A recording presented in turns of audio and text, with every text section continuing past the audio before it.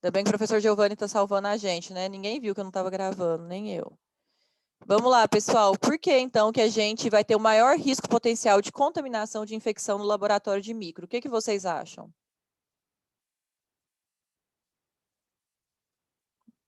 Ninguém vai se manifestar? O pessoal está tímido ainda, está com vergonha? Bom, então vamos lá. Se eu estou recebendo uma amostra para procurar uma bactéria, ela já tem uma suspeita de infecção. Concorda? Quando a gente recebe, por exemplo, um sangue para fazer hemograma, uma urina para fazer uma análise dessa urina, a maioria absoluta das vezes esse exame ele é um exame de rotina. Um triglicérides, um colesterol, a pessoa muitas vezes não está nem doente, ela está fazendo uma triagem de rotina. Na micro, quando uma amostra chega para a gente, a pessoa já está doente. E ela já está com uma suspeita de infecção, de um micro-organismo presente lá. Então, a gente vai acreditar, né, a gente tem que acreditar que qualquer amostra que entrou ali na microbiologia, ela está infectada. Pode ser que não esteja, que a gente vai fazer os testes e vai ver que não. Mas até que se prove o contrário, ela é uma amostra infectada. E eu não sei com o que ela está infectada. Ela pode estar infectada com um micro-organismo que não é altamente transmissível. Da mesma forma que ela pode estar infectada com um micro-organismo que é transmissível facilmente por aerosol. Então, por isso que a gente precisa retomar alguns conceitos de biossegurança. Porque a gente vai precisar eliminar e reduzir o meu risco de contaminação ao manipular essas amostras. E tem uma coisa também que é muito importante, que às vezes a gente esquece como profissional, que a gente também é fonte de contaminação. E aí, a partir do momento, né, que a gente está lá para achar um micro-organismo, eu não posso contaminar aquela amostra.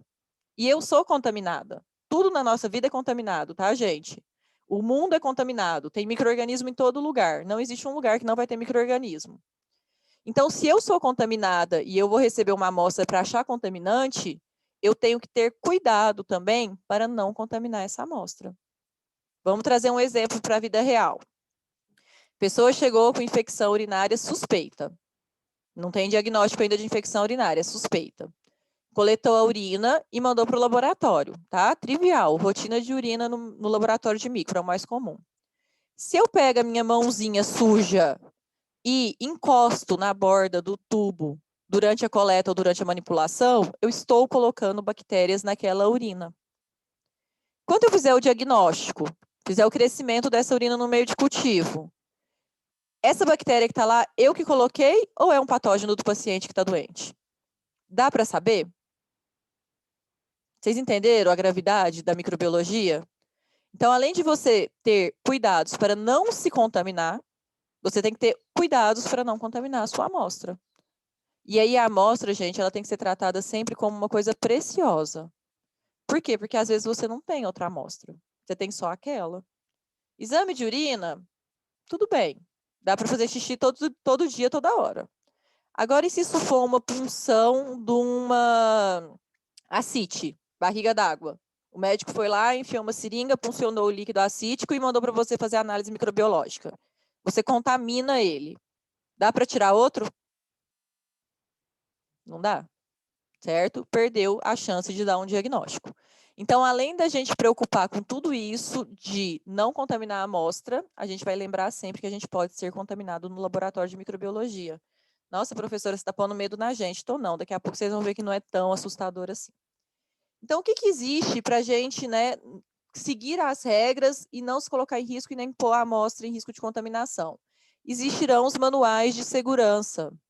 Quando você chegar num laboratório e for trabalhar, gente, se o laboratório for sério, vai ter lá o manual de segurança. O que tem nesse manual de segurança? A classificação daquele laboratório quanto ao risco, que a gente vai falar disso daqui um pouquinho. Quais são os seus riscos de contaminação e como você tem que se comportar. E deve ser seguido. Infelizmente, a gente não segue. Precisaremos utilizar EPIs e EPCs. Todo mundo lembra o que é EPI e EPC? Sim? Os equipamentos de proteção individual e equipamentos de proteção coletiva. E na micro, mais do que qualquer outro lugar, a gente precisa respeitar mapeamento de risco. Lembra aquela planta baixa que tem nos laboratórios com um monte de bolinha? E aí tem a bolinha pequena, a bolinha média, a bolinha grande, que é o risco baixo, o risco médio, o risco alto, e ainda tem as cores de risco ergométrico, risco biológico, risco químico. Isso dentro da microbiologia tem que estar muito claro. Uma vez eu fui trabalhar num laboratório que a gente tinha o local que podia mexer com a amostra biológica. No resto do laboratório, não pode. E não pode, gente. Ai, nossa, essa bancada aqui está muito ocupada, está bagunçada, está suja, eu vou para outra bancada. Não, não pode. Se aquela bancada é a única que está mapeada como local de trabalhar com a amostra biológica infectada, é lá que você vai trabalhar. Porque se você tira dali e leva para um outro local, que, por exemplo, tem só um risco ergonômico, você está pegando um contaminante e pondo numa região que o próximo profissional não vai saber que passou por lá. Deu para entender isso? Então, eu peguei aqui, ó, uma amostra de urina e coloquei na mesa da pessoa que ela trabalha no computador. E aí, depois eu tirei essa urina e voltei lá para a minha bancada de trabalho. Quando chegar um outro profissional, ele não sabe que aquela urina passou por ali. Às vezes, ele não vai estar equipado e vai ter um risco biológico para ele ali que não está previsto. Então, não pode, tá? A conduta dentro da micro, ela tem que ser impecável. Com tudo.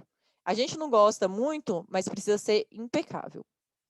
Outra coisa que vai acontecer sempre é a gente ter o cuidado com desinfecção e limpeza, e todo mundo vai precisar ser treinado. Entrou no laboratório, o ideal seria que primeiramente a gente recebesse treinamento para depois começar a trabalhar. Olha, aqui você manipula isso, aqui você manipula isso, aqui a gente limpa assim, aqui está assado, aqui fica a urina, aqui fica o sangue, para não ter problema de colocar nenhuma pessoa daquele local em risco.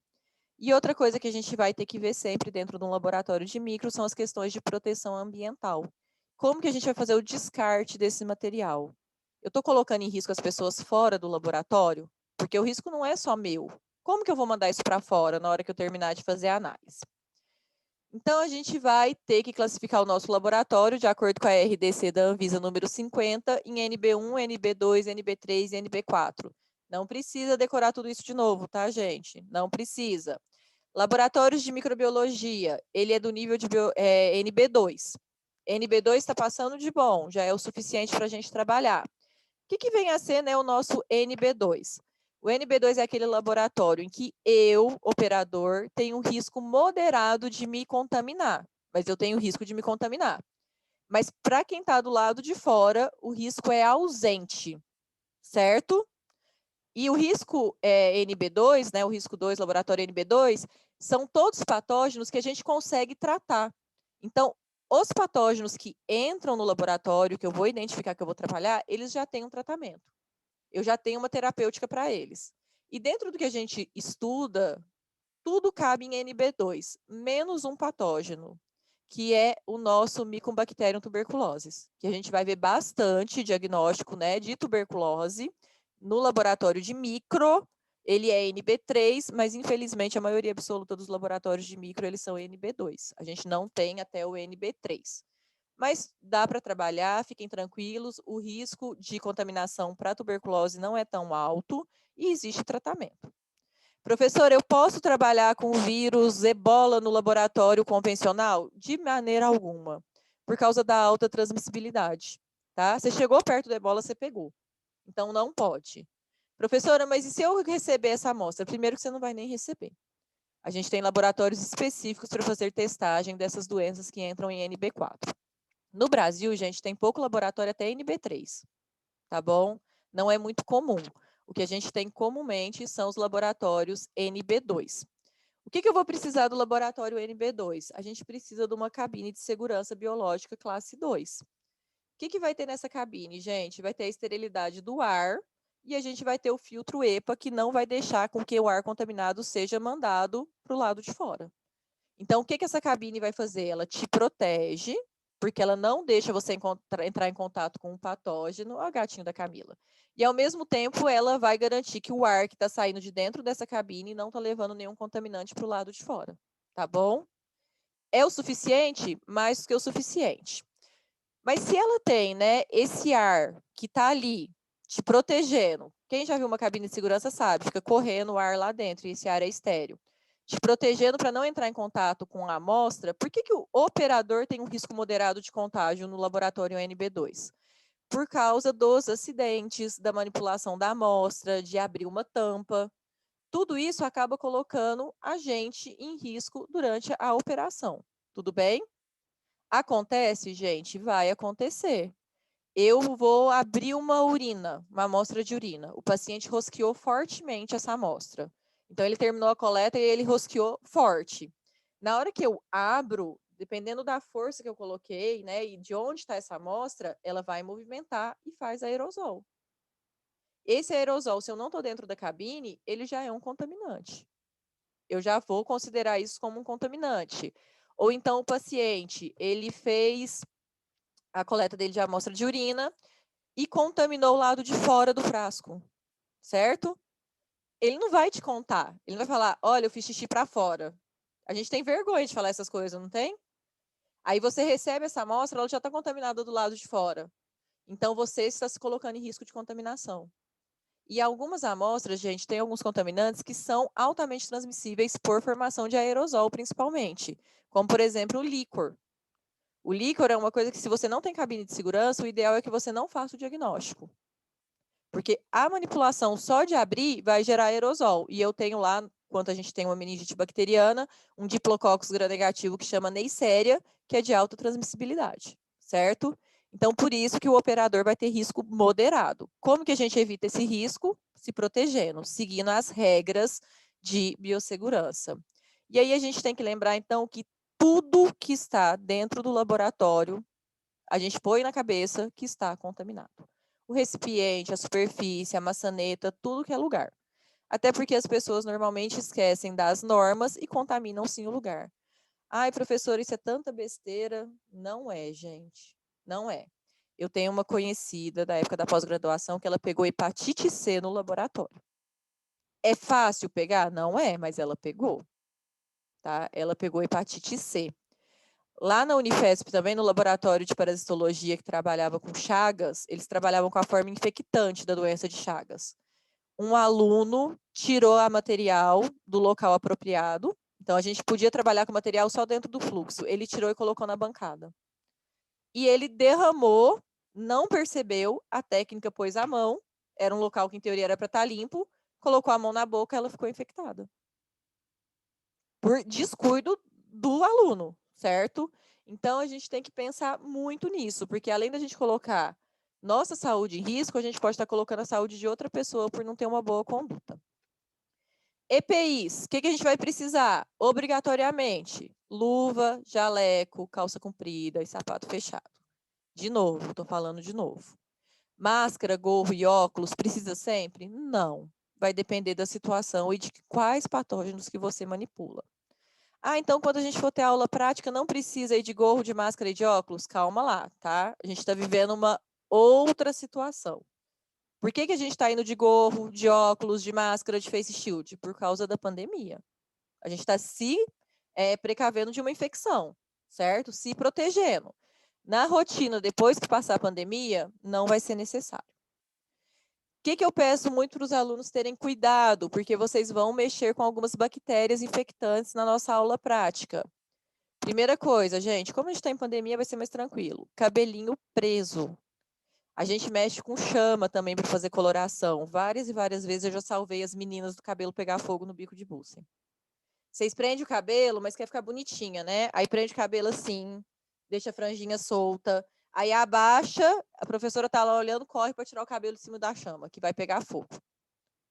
Outra coisa que não pode de jeito nenhum. Vocês estão muito tímidos, gente. Eu vou ter que começar a fazer umas brincadeiras para ver se vocês conversam um pouquinho comigo. Capa do Batman. Vocês sabem o que é a capa do Batman?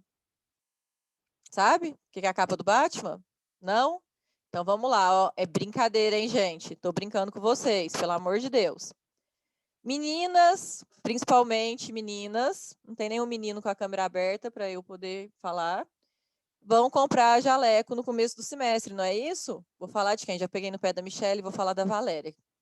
Aí a Valéria foi lá comprar jaleco agora no começo do semestre. E a gente quer ficar bem apresentável, faz parte, né, da nossa vida ser pessoas apresentáveis. Isso influencia em como os outros te vê. O jeito que você se apresenta vai influenciar do jeito que as outras pessoas vão te ver. E aí a Valéria foi lá comprar jaleco e está fazendo 30 graus em São Paulo. E é claro que a Valéria quer ser vista bem pelas outras pessoas, todo mundo quer, eu também quero, eu também faço isso. Ela foi lá na Aspen, pagou R$ 120, 120 tá barato, deve estar uns 160 agora, num jaleco acinturadinho, bem lindinho. ela veste, ela fica parecendo que tá de vestido para ir na festa, de tão lindo que é o jaleco, né? Tem uma rendinha no pulso, tem uma faixa na cintura. O meu é acinturado, tá, Valéria? Não tô te criticando, não. O meu também é. Porque ela quer ficar bem apresentável, ela tá certa, a gente tem que preocupar com isso também. Mas ela foi lá comprar o jaleco hoje, 30 graus. Comprou o jaleco PP. Perfeito, ficou linda. A cara dela. Aí chegou agosto e tá frio, né? Agosto tá fazendo 2 graus. E você vai pro laboratório e você vai estar com o moletom por baixo. E o jaleco não fecha. E você pagou R$ 160. Aí você vai de capa do Batman, entendeu? A capa do Batman, o jaleco desabotoado, aí você andando e ele passando em tudo que é bancada. Pode, gente? Não pode. Pelo amor de Deus, não usem capa do Batman. Então, quando vocês forem comprar jaleco, já pensem em todas as situações que vocês vão ter na vida de vocês e comprem um jaleco adequado. Tá bom? Certo, Valéria? Não compra o PPzinho, compra o P, que aí vai caber o moletom embaixo. Fechou? Não pode capa do Batman de jeito nenhum. Não pode. Aí vocês até entram abotoadinhos, porque senão o técnico não deixa entrar, aí o jaleco fica desconfortável, vocês abrem. Gente, é certeza que vai acontecer um acidente, que esse jaleco vai passar em cima de uma bactéria. E às vezes vocês não vão ver, ou às vezes vocês vão ver e não vão contar porque vão ficar com vergonha. Que é pior ainda. Outra coisa, não quero aluno pipoqueiro. A gente não vai vender pipoca, a gente vai fazer aula prática. Então, terminou a aula prática, tira o jaleco e guarda, de preferência num saquinho para chegar na sua casa e lavar. Tá? Ai, que bobeira. Por que eu vou fazer isso? Vou ser honesta com vocês. Estou nem preocupada com vocês. Tá? Não estou preocupada com vocês. Vocês vão ficar doentes por causa desse jaleco? Vocês vão fazer alguma coisa que vai prejudicar vocês mesmos? Não. Mas a gente tem que pensar no próximo. Você vai lá na aula prática, ou então você está no laboratório de microbiologia trabalhando, você entrou em contato com o Staphylococcus aureus. Essa bactéria, gente, ela é patogênica, mas em várias pessoas ela é uma microbiota transiente, não vai causar nada. Como você já está acostumado, já trabalha com essa bactéria, em você ela não vai causar nada.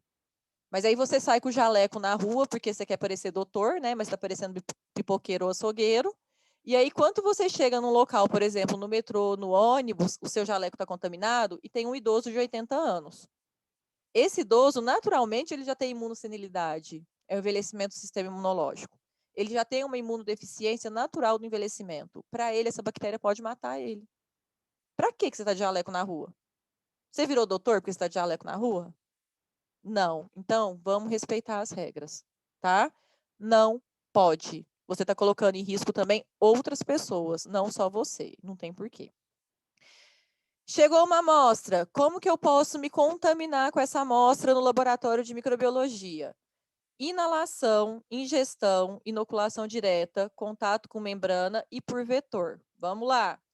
Inalação. O que eu vou fazer? Abri a amostra de urina aqui, ó. Gerou aerosol. Inalei. Abri a amostra de líquor. Gerou aerosol. Fui homogeneizar e estava próximo. Gerou aerosol. Eu posso ingerir? Posso. Ai, professor, eu não vou ingerir cocô. Não, não vai. Você não vai ingerir urina, você não vai tomar sangue. São ingestões acidentais, tá? Direto também. Estou aqui fazendo meu exame, escrevendo. Ingerir, sem querer, tá? Parece bobeira, mas não é. Vocês sabiam que vocês bebem cocô todos os dias da vida de vocês? Sabiam ou não? Não ou sim? Todos os dias da vida de vocês, vocês bebem cocô. Então, a ingestão acontece. A gente nem percebe. Então, tem que tomar cuidado para não levar nada na boca. Inoculação direta e contato com membrana é quando você se contamina e coloca diretamente ou na sua membrana, ou no olho, ou na boca. E vetores vai ser quando a gente tiver, por exemplo, um inseto, que ele vai carregar esse patógeno até uma superfície, ou ele vai carregar esse patógeno até a sua pele e te contaminar. Oi. Dá para ir um pouquinho mais devagar? Dá. Obrigada. Quer que repete alguma coisa? Não, só para mais devagar mesmo. Então tá bom. Eu quero. O que você quer que repete? A inoculação direta eu já não consegui ouvir mais nada, porque eu estava anotando da ingestão do cocô diário. Você ficou preocupada que você bebe cocô todo dia, né? A gente fala mais disso, mas bebe mesmo. Inoculação direta é quando você está com a mão suja ou algum objeto sujo e coloca na boca e na mucosa. E aí vai absorver esse micro-organismo, certo? E os vetores é quando algum inseto, uma barata, um mosquito, pega um contaminante e leva até a sua pele, vai fazer um repasso sanguíneo, e não é ingestão biológica não, tá? Não é vetor biológico que o ciclo acontece nele. Por que a gente tem tanto pavor de barata? Porque barata anda em coisa suja, contaminada, e traz a contaminação para o local que ela está, certo? Formiga, quem come formiguinha que está no açúcar, que é bom para a vista? Vocês comem? Não? Nunca ouviram falar? Não, come formiga, é bom para a vista. Formiga é vetor de contaminação. Porque quando a barata morre na sua casa, quem some com a barata? A formiga. Aí você tem nojo da barata e não tem nojo da formiga, come açúcar com formiga. Tá? Então o vetor é isso, é um vetor mecânico. Às vezes é até um pernilongo que faz repasso sanguíneo, mas ele pousou numa superfície contaminada e quando ele veio fazer o repasso sanguíneo, ele trouxe uma bactéria com ele. Tá bom, gente? Não precisa ser um vetor biológico, é um vetor mecânico. E aí a gente vai ter que se preocupar, então, bastantão com limpeza. Eu não vou ficar aqui muito tempo explicando esses conceitos. O que é importante na micro? A gente lembrar do que é a esterilização. Vou falar por último até de esterilização. Desinfecção é quando a gente vai utilizar, gente, algum processo químico para diminuir a população de micro-organismos. Descontaminação é quando a gente limpa e diminui também os infectantes. O único método que realmente mata tudo é esterilização. E a gente vai trabalhar em alguns momentos com ambientes esterilizados.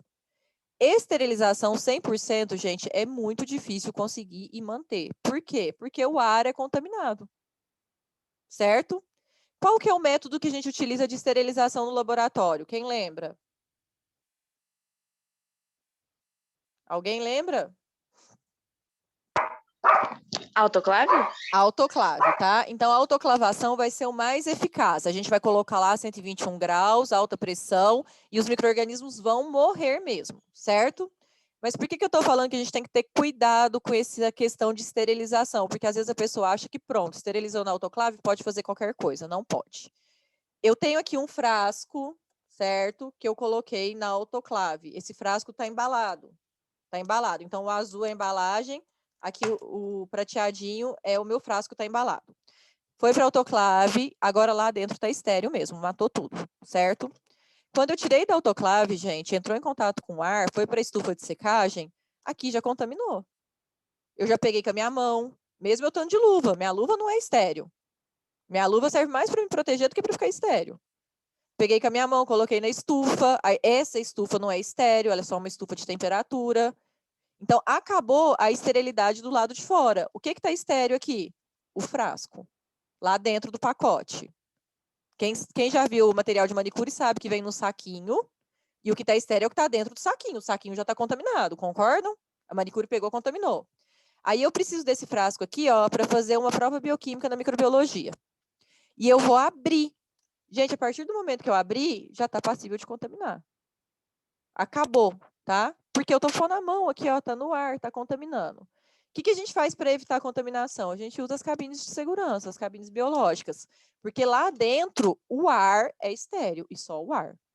As superfícies não vão ser estéreo, elas vão estar descontaminadas, mas a partir do momento que eu coloquei minha mão lá dentro, ela não está mais estéreo. Então, dá para garantir esterilidade 100%? Dá, mas tem que trabalhar com muito carinho e lembrando que tudo que você tocou e entrou em contato com o ar contaminado não é mais. Então, vai estar estéreo só o lá dentro, certo? E aí, lá dentro, você pode pôr sua mãozinha? Você pode pôr lá dentro, abrir na atmosfera normal? Não. Então, essa questão de esterilidade, ela é bem importante, não tanto na rotina do dia a dia, mas quando a gente trabalha com cultura celular para outras coisas, é mais ainda. E as pessoas, às vezes, ficam equivocadas. Achou que só porque autoclavou, pronto, tá estéreo, pode trabalhar de qualquer jeito. Não pode. Para manter aquilo estéreo, tem que ter bastante carinho e bastante cuidado. E aí a gente tem os antissépticos e os germicidas, que vocês ouviram falar bastante em biossegurança, foi só para colocar o conceito aqui de novo para vocês. Antisséptico, então, é o que vocês mais estão usando agora, né? O álcool em gel, gente, ele não mata tudo, viu? Lavagem de mão é muito mais eficaz do que o álcool em gel. E mão suja com álcool em gel é a pior coisa que existe.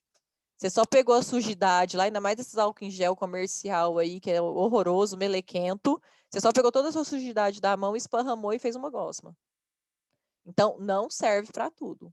Não adianta ser a louca do álcool em gel, seja a louca da mão limpa. Então, vamos fazer uma repescagem de tudo que a gente falou. Toda amostra vai ser considerada potencialmente infectante. Dentro de um laboratório de microbiologia, essencial indicar os riscos, onde que a gente vai trabalhar em cada coisa. Temos que manter um ambiente sempre limpo e organizado. Desorganização é causa de acidente. Somos obrigados a utilizar a EPI. Ai, mas eu vou só ali inocular uma urina. Não tem problema, você vai usar a EPI. Lavar as mãos sempre, isso a gente nem precisa falar mais, né? A pandemia ensinou o tanto que é importante lavar a mão. Tem aqui, um não pipetar com a boca. Vocês já ouviram falar de gente que pipeta com a boca? Não? Sim? Gente, eu sou do período da faculdade que a faculdade era raiz. Eu aprendi a pipetar com a boca. Agora é Nutella, não pode mais. Mas pode fazer isso? Não pode, tá? Não se pipeta com a boca. E a gente vai ter que ter bastante cuidado com os pérfuros cortantes e com o nosso descarte apropriado. Vamos trabalhar com pérfuros cortantes na microbiologia? Sim. A gente vai receber muita amostra de coleta em seringa, que já vem com a agulha, essa agulha contaminada. E a gente vai trabalhar com lâmina. Lâmina é pérfuro cortante.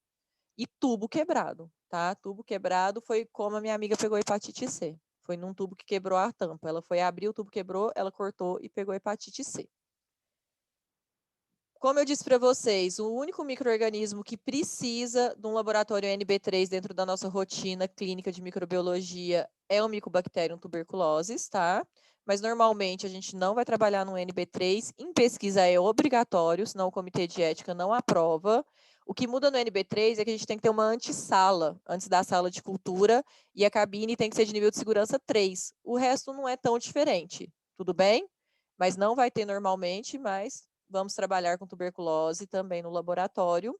E em caso de acidente, precisa fazer descontaminação no momento. O que a gente faz? Se eu estou com um acidente dentro da cabine, você mantém ela ligada, porque ali fica circulando aquele ar que está sendo filtrado estéreo, e aí você joga um líquido para fazer a descontaminação e deixa lá um tempinho de molho, depois que você vai limpar, tá bom? Normalmente, nossos derramamentos é urina, é sangue, é mais tranquilo. O que dá para fazer nesse tipo de derramamento? Gente, água sanitária, cândida, hipoclorito, vai matar tudo. Tá bom? Sangue, normalmente no laboratório, a gente descarta lá já na água sanitária. Joga tudo lá na água sanitária, que aquilo lá mata tudo, pronto, resolveu o nosso problema. Urina, onde que a gente descarta urina no laboratório? Privada. Vocês nunca foram no laboratório que tinha uma privada lá na área técnica? Ainda não? Em breve vocês irão. Quando vocês chegarem no laboratório, gente, de análises clínicas, e tiver uma privada, não assusta. Para que está aquela privada lá? Para jogar o xixi e o cocô. É lá mesmo que vai jogar. Igual na sua casa, não é? Você não faz na privada e dá descarga? Agora, eu recebi líquidos, fiz cultura, semeei, cresci uma bactéria, estou com uma colônia, estou com um fungo lá numa placa. Onde que eu descarto isso? Vai ser no saco branco, de material infectante? Sim. Risco biológico indicado? Sim. Mas antes de ser descartado, precisa passar por autoclavação. Então, na hemato, o sangue é descartado no hipoclorito. Na urianálise, o sangue é descartado na privada. Na parasitologia, também é na privada. Agora, na micro, antes da gente colocar no lixo qualquer amostra, precisa de fazer autoclavação. Para matar todo contaminante que está lá antes de devolver isso para o meio ambiente. Lembra que eu falei que a gente tem que ter cuidado com o meio ambiente? E isso é obrigatório, tá? Está dentro da RDC 306, número 4. Então, é obrigatório. Se você não tiver um descarte correto, a Anvisa pode ir lá e fechar sua porta. Precisa autoclavar. Autoclavou, saco branco, saco com indicativo de risco biológico, e aí vai para o descarte hospitalar, para ter o fim dele lá, incineração. Tá bom? Se gerou material pérfuro cortante, aí tem que ser no Descarpac, nome comercial. Não estou ganhando nada para fazer propaganda, não. Que é o de... Enfim, a caixinha, que é rígida, a superfície rígida ao redor. É diferente do meu lixo branco? Não, gente. A diferença é só que essa caixa impede que tenha a perfuração do saco. É para isso que existe essa caixa. Quando o Descarpac está cheio, a gente veda, coloca o saco branco e ele também vai para o lixo hospitalar. A única diferença é que está protegido, né, de rasgar o saco em que está o lixo branco, que está o lixo biológico, certo? O que não pode? Agora já é bronca de aula prática. Não pode jogar papel no saco branco. Não pode jogar descarte comum no saco branco. Não pode jogar placa no descarpaque, placa de cultura. Por quê? Porque descartar material hospitalar, gente, é caro. É muito caro. E aí, quando termina uma aula prática, eu fico a doida do lixo, catando os papéis do lixo errado e pondo no lixo certo, catando tudo que está no lixo errado e colocando no lixo certo. Porque gera um custo. E eu não estou falando isso pela faculdade, também pela faculdade, que eu acho que a gente tem que prezar muito pelo que a gente está investindo. Mas para a vida de vocês. Porque vamos supor, eu sei que a maioria hoje em dia não quer muito mais análises clínicas, depois eu até quero fazer uma enquetezinha aqui com vocês. Mas vamos supor, eu tenho uma clínica de estética, eu vou gerar material pérfuro cortante, material infectado, e eu começo a jogar papel lá. Na hora que for a primeira vez que eu tiver que pagar para descartar esse lixo, eu vou entender a importância de tomar cuidado de descartar cada coisa no seu lugar, tá bom? É caro, é caro. Uma vez uma aluna falou para mim na aula de biossegurança que ela guardava os descarpaque dela, tipo, no teto da clínica de estética dela, porque ela não tinha dinheiro para pagar para descartar. Então, vamos jogar cada coisa no seu devido lugar. Papel no saco preto, a amostra biológica no saco branco e agulhas, lâminas e tudo que for pérfuro cortante no meu descarpaque. Fechou, Valéria? Tá quase dormindo aí, tá com sono? Não? Bom, gente, de biossegurança eu tinha isso para falar. Vocês estão muito quietinhos. O que está acontecendo com vocês? Antigamente não existia. Nossa, tá cheio de coisa no chat. Antigamente não existia. Desculpa, gente. Que história é essa? Como assim todo dia? Não estava vendo o chat. Isso aí, Giovanni. Era tudo de vidro, tudo na boca. Gera multa, Rogério, colocar o descarpaque no teto? Se alguém vê, sim, né? Mas ela escondia. E ela falou na cara dura que ela escondia. Que ela pegava os descarpaque e colocava no teto. Assim, que ele estava solto, que era de drywall, ela colocava tudo lá e fechava de novo. Um dia ela vai ter que pagar para descartar aquilo, né? Não vai ter como. O melhor é a formiga. Tô com sono não, é que eu tô quieta porque eu tô sem microfone. Tudo bem, Valéria. Tô dando uma respirada porque agora eu vou introduzir microbiologia mesmo. Gente, tudo bem até aqui? Então vamos lá. Levanta a mão aí quem tem interesse em trabalhar com análises clínicas. Clica na mãozinha aí no Zoom. Ninguém? A Ana Gabriela tem. Eu não sei levantar, mas você tem, Giovana? É no Reactions aí embaixo. Acho que sim. Quem aqui quer trabalhar com estética? Essas mãozinhas agora são da análises clínicas. Ai, tem pavor de estética. Hoje é da estética. Ó, a estética anda ganhando. Elisângela, Bruna, Júlia. Quem aí quer ser perito criminal? Quem quer ficar rico? Ah lá, já viram? Ó, é conversa todo mundo, né? Deus, ó, tá estudando já o pessoal que quer ser perito? Tem que começar a estudar hoje, viu? É concurso público, tem que saber direito, tem que saber português, tem que saber tudo. Também sou bruta, Tatiane, não funciona com estética. Para trabalhar com estética, tem que saber trabalhar o ego das pessoas. Eu não nasci para isso. Não faz parte de mim. Quem é que quer trabalhar com imagem? Ninguém? Por que eu estou perguntando isso, gente? Porque minhas disciplinas tudo em análises clínicas. Normalmente meu eleitorado é baixo. O pessoal não quer. Aí vocês ficam com essa cara de tédio. Mas micro é divertido, eu prometo, tá? A gente vai conseguir dar umas risadas juntos de vez em quando. Não sempre, mas de vez em quando. Perfusão, top. Top. Perfusão é muito bom. O problema só é que já está um pouco saturado em São Paulo. Se você for trabalhar com perfusão, já contente-se em mudar para o interior. Às vezes é um bônus. Isso aí, Alice, análises. Gente, eu sei que análises clínicas, infelizmente, não é mais o nicho principal da biomedicina, ou felizmente, né? Que eu vim de uma geração que era muito análises clínicas, mas vai ser legal. E é importante. Muita coisa do que a gente vai falar aqui serve para outras áreas. Prometo, tá bom? Prometo mesmo que vai servir para outras áreas. Então, fiquem comigo, não desanimem, que já teve gente que saiu. É uma área boa, é ótima a microbiologia. Imuno é maravilhoso, não sei qual que é mais maravilhoso, imuno ou micro. Você já teve aula de micro, Jennifer? E Rafaela? Porque o pessoal gosta de imuno até ver a bucha que é imuno. Força que vai dar tudo certo. Eu não sei se eu tô com vocês também em imuno, deixa eu ver. Tô caçando aqui, Vergueira e Norte. Não tô com vocês em imuno. Bom, fiz curso de férias, é lindo, é maravilhoso mesmo. Alguém perguntou se tem muita oportunidade. Eu tô dando um breakzinho aqui, porque eu vou mudar de assunto, tá? É para dar tempo de vocês processarem e a gente começar a segunda parte. Micro tem muita oportunidade. No laboratório de análises clínicas, às vezes você entra e não vai trabalhar de cara com micro. Normalmente você vai passando pelos setores e aí quem tem mais afinidade ou mais conhecimento, expertise, fica num setor alocado, que pode ser micro. Mas onde que micro é legal, que eu indico? No controle de qualidade microbiológico de empresa, de indústria, que é uma coisa que às vezes vocês não pensam. Trabalhar com controle de qualidade em indústria de produção, controle microbiológico, é uma área que tem muito campo e paga bem, de verdade. Então, às vezes a gente vai falar aqui muito de patologia, mas no final eu vou dar uma aula para vocês de controle microbiológico em alimentos. Isso dá muito dinheiro, ainda dá muito dinheiro e tem vaga. Eu já tive alunas que conseguiram trabalhar na Rinode, fazendo controle de qualidade microbiológico durante a faculdade. Não vendendo, fazendo pirâmide, tá? Trabalhando lá no controle, na produção, na testagem dos produtos contra a contaminação.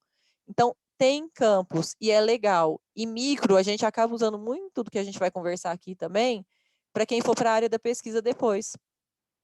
Vocês acabam usando. E o professor Giovanni sabe, ele faz biomol, mas vai precisar de um meio de cultura, vai precisar crescer uma bactéria, vai precisar entender como é que a bactéria cresce, né? Como que é o tempo de multiplicação, o que ela precisa de nutriente. Não porque você vai fazer micro, porque às vezes você vai fazer uma proteína recombinante, mas você vai precisar. Sabe pelo menos o mínimo, tá bom? Então vamos tentar acompanhar a aula. Eu prometo que eu vou tentar fazer ser uma aula divertida dentro do possível, nem sempre dá, mas eu preciso contar com vocês, hein? Preciso de participação. Tudo bem? Sim? A primeira aula assusta, apesar que eu não falei nada de novo ainda. Agora eu vou começar a falar coisas novas. Microbiologia, gente. O que é microbiologia? Olha, uma pessoa gosta de biomedicina por causa de micro. Inédito isso. Normalmente é por causa de genética. Mas vamos lá, pergunta. O que é microbiologia? Ninguém? É o estudo do quê? Estudo da vida dos micro-organismos. Gente, micro-organismo caiu o O, tá? É com um só. Tem até slide meu errado. Mas caiu esse O aí na nova regra gramatical. Agora é só com um. Preocupa não, até eu às vezes escrevo errado. É o estudo dos micro-organismos, correto. Quem são esses micro-organismos? Me dê exemplos. Na ementa eu já contei para vocês. Bactéria, vírus, fungos e protozoários, que eu não tinha falado, a Valéria colocou aqui. Isso aí. Então, a gente vai estudar os micróbios, certo? Bactérias, fungos, vírus, protozoários. E nos livros tem algas microscópicas, que a gente não vai falar, a gente vai deixar isso para os biólogos mesmo, que gostam de estudar plantinhas. Então, ó, bactérias, vírus, fungos e protozoários, certo? Na micro, a gente vai estudar bactérias, vírus, fungos. Protozoários, vocês estudam na parasitologia clínica o semestre que vem, mas ele é um micróbio. Combinado? O que os micróbios têm em comum? Por que eles são classificados como um micróbio? Por que eu falo, a bactéria é um micróbio, o vírus é um micróbio? Por quê?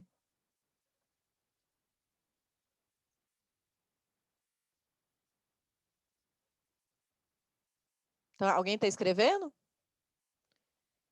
A gente considera, gente, micróbio porque é micro, não pode ser visualizado a olho nu. Então, são organismos micro, que a gente não consegue ver a olho nu.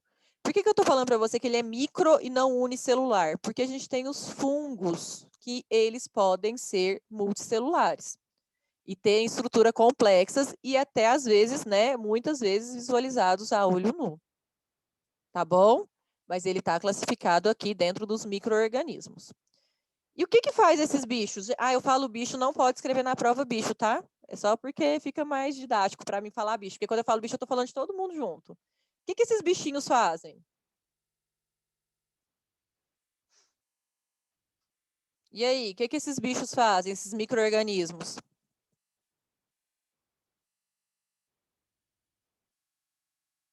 Ninguém? Decomposição. Isso aí, fazem decomposição. Só isso?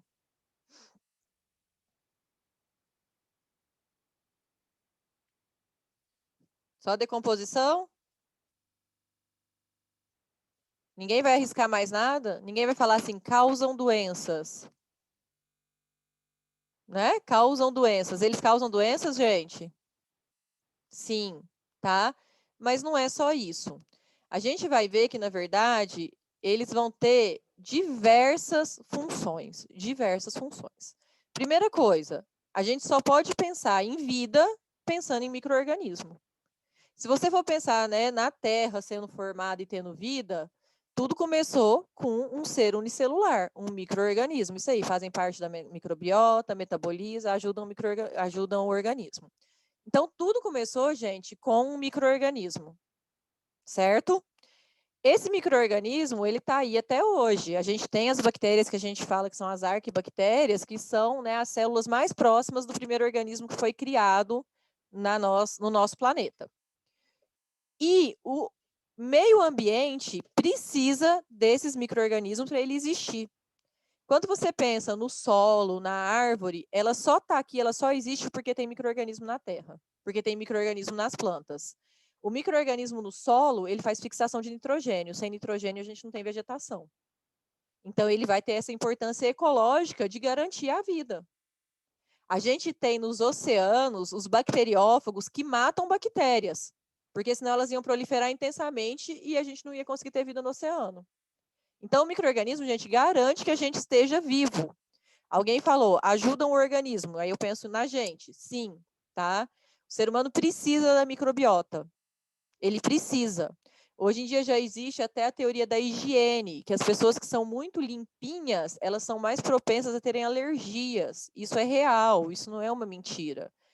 Não sei se vocês sabem, mas a gente tem, em média, 38 milhões de células humanas. E a gente tem trilhões de células microbianas no nosso corpo. Vocês sabiam disso? Que a gente é só um suporte para a bactéria? A gente tem mais célula microbiana no nosso corpo do que células próprias. O que esses bichos estão fazendo lá, gente? Garantindo a nossa vida. Causam doenças? Causam.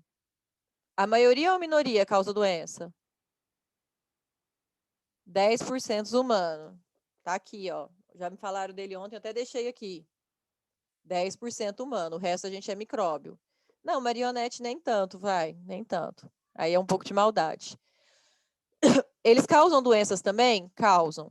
Mas é a maioria ou a minoria dos micro-organismos que causam doença? A minoria absoluta, certo? A minoria absoluta. Se você pensar que você tem muito mais células microbianas em você do que células próprias e você está sadio, então a minoria absoluta que vai causar patologia.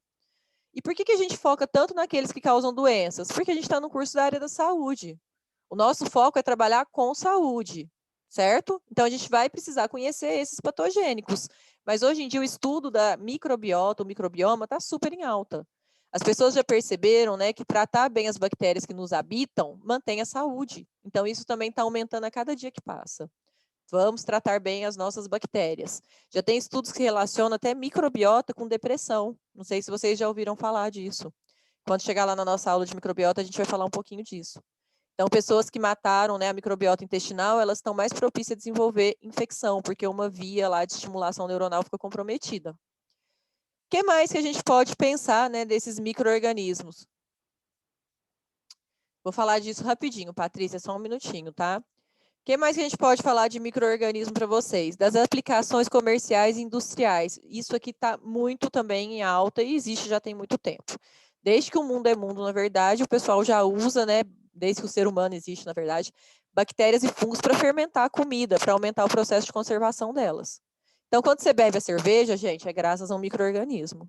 Quando você está tomando um vinho, é graças a um micro-organismo. Hoje de manhã, na hora que você comeu a manteiga é manteiga por causa de uma bactéria. Tá? Ela só é manteiga por causa de uma bactéria que está lá. Tudo isso é importância de micro-organismo. Vocês já ouviram falar que a Levi's faz coloração de calça jeans usando micro-organismo? Eles têm uma bactéria lá que eles cultivam que faz um pigmento azul. E eles usam essa bactéria para corar o jeans. Porque gera menos resíduo químico. É mais sustentável a produção. Então, pensando em prol do meio ambiente, eles utilizam isso. E essa bactéria não faz mal para o ser humano. Então, é uma aplicação do micro-organismo dentro de um melhoramento de um processo industrial. Já ouviram falar de bactéria para tratar esgoto? Também tem, tá?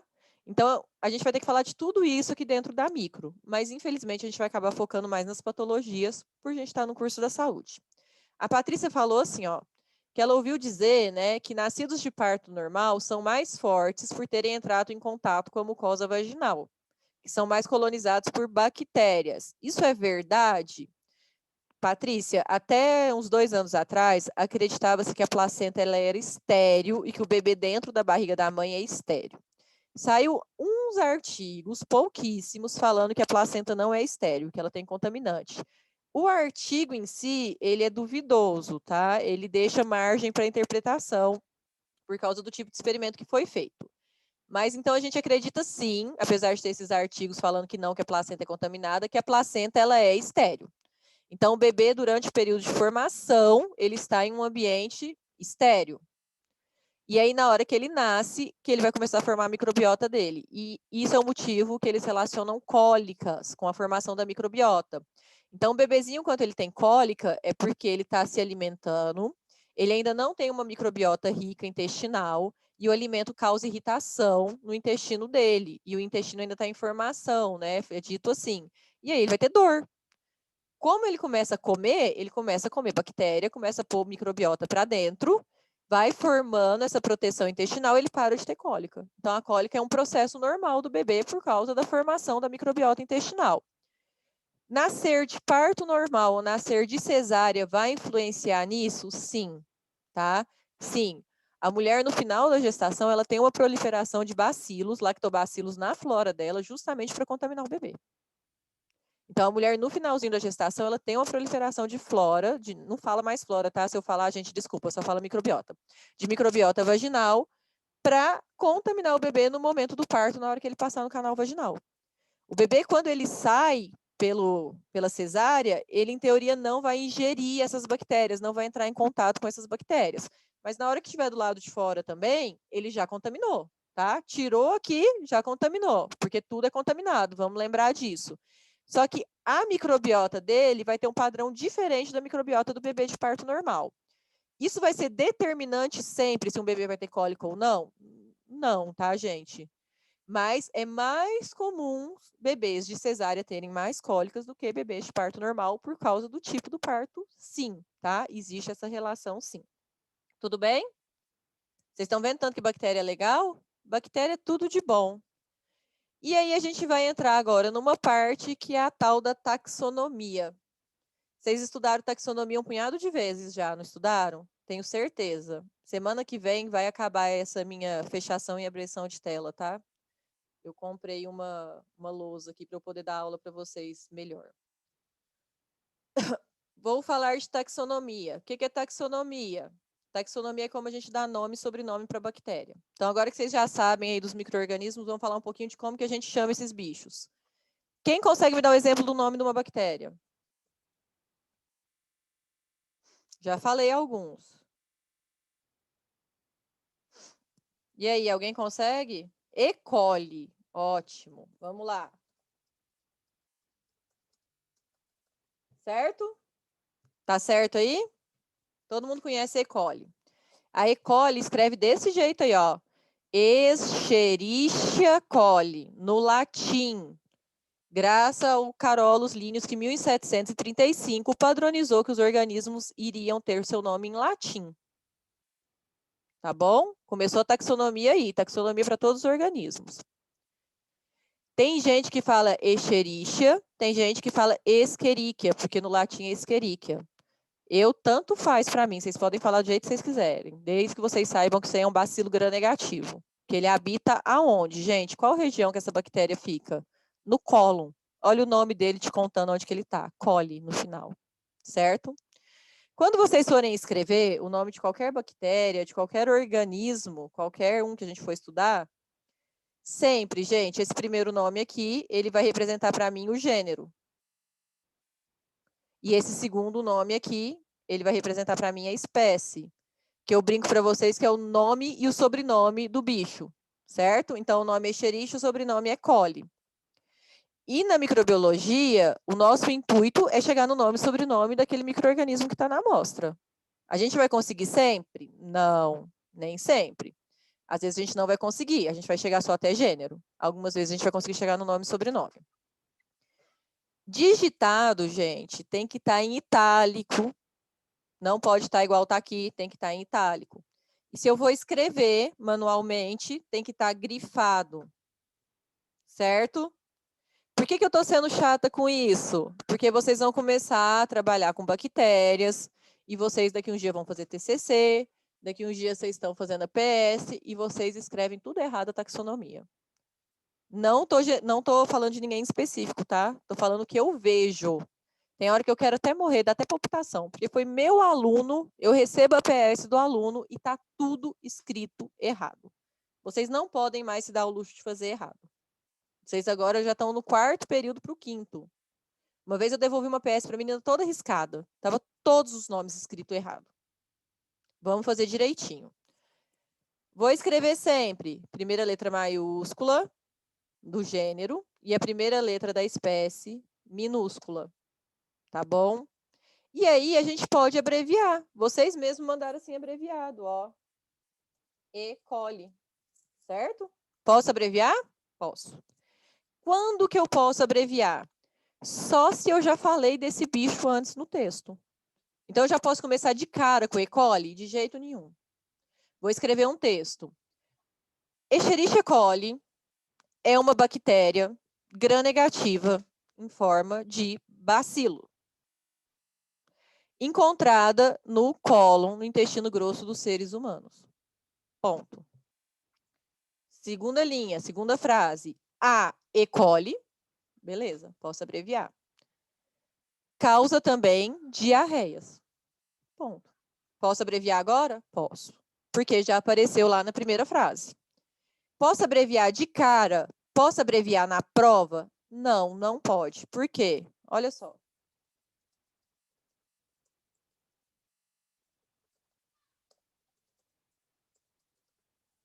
Estão vendo aí? Entamoeba coli, estão vendo?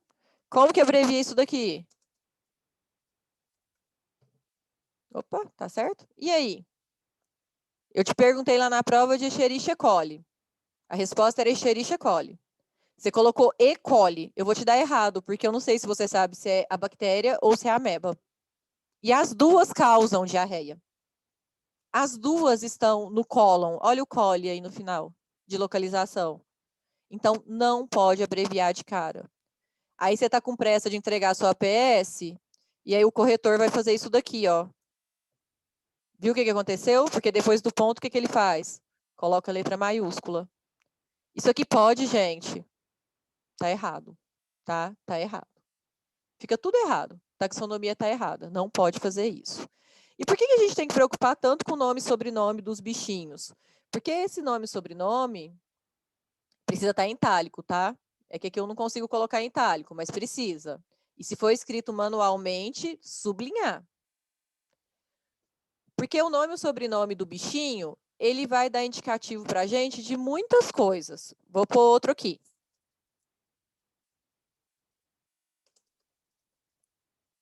Viu isso daí? Isso aqui é uma bactéria também, ó, Staphylococcus aureus, essa é famosa. Tá tudo certinho, ó, gênero, espécie, letra maiúscula, letra minúscula, tá em itálico, vocês não estão vendo, mas tá em itálico, tá? E olha só como que é importante eu conhecer o nome e o sobrenome dos bichos. Essa bactéria é um Staphylococcus. Coccus, na hora que eu leio coccus, o que eu já vou lembrar? Desse formatinho aqui, faz de conta redondinho. É uma bolinha. Então, isso aqui está falando para mim da forma dessa bactéria. Essa bactéria é um coccus. Já me deu um indicativo da bactéria. E, além disso, ele é um estáfilo, Staphylococcus. Então, ele está arranjado em cacho de uva, agrupados. Então, o nome já te contou quem que é essa bactéria. São cocos em cacho de uva. E o aureus é porque ela tem a coloração amarelada em cultura. Ela fica com cor de ouro, certo? Ah, e só essa bactéria? Não, vamos falar de outra. Meu Deus.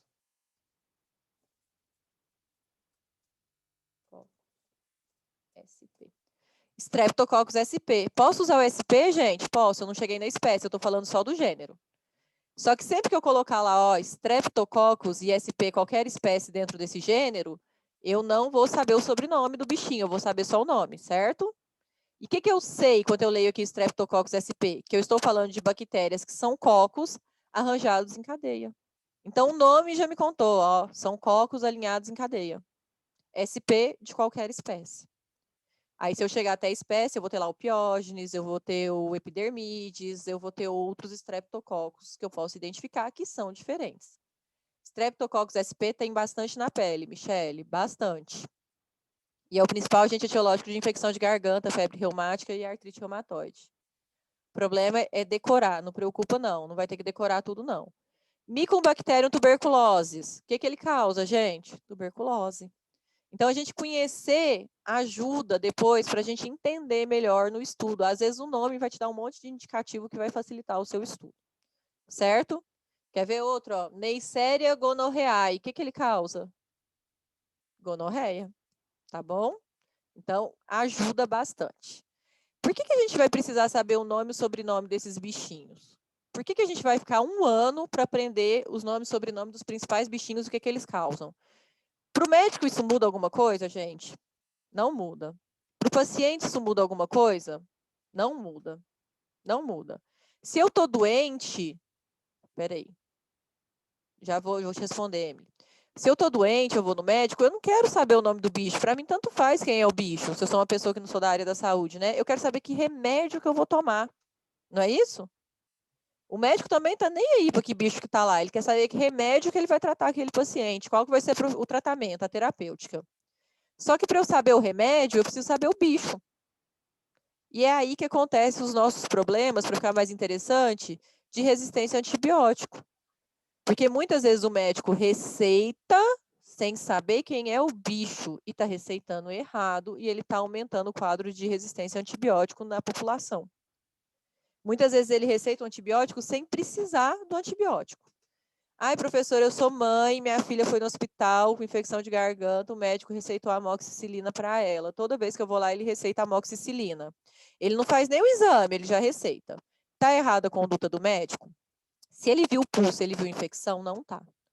Porque, como eu falei para vocês, Streptococcus é o principal agente etiológico de infecção de garganta. E a amoxicilina mata Streptococcus. Então, ele tem 95% de chance de ter acertado a terapêutica. Agora, se ele viu só uma inflamação e receitou, ele está errado. Porque a inflamação nem sempre é bactéria. E aí ele está fazendo o quê? Ele está treinando as bactérias da flora da sua filha a ficarem resistentes à amoxicilina. Certo? Então, por isso que a gente vai precisar saber o nome e o sobrenome, para auxiliar na terapêutica adequada.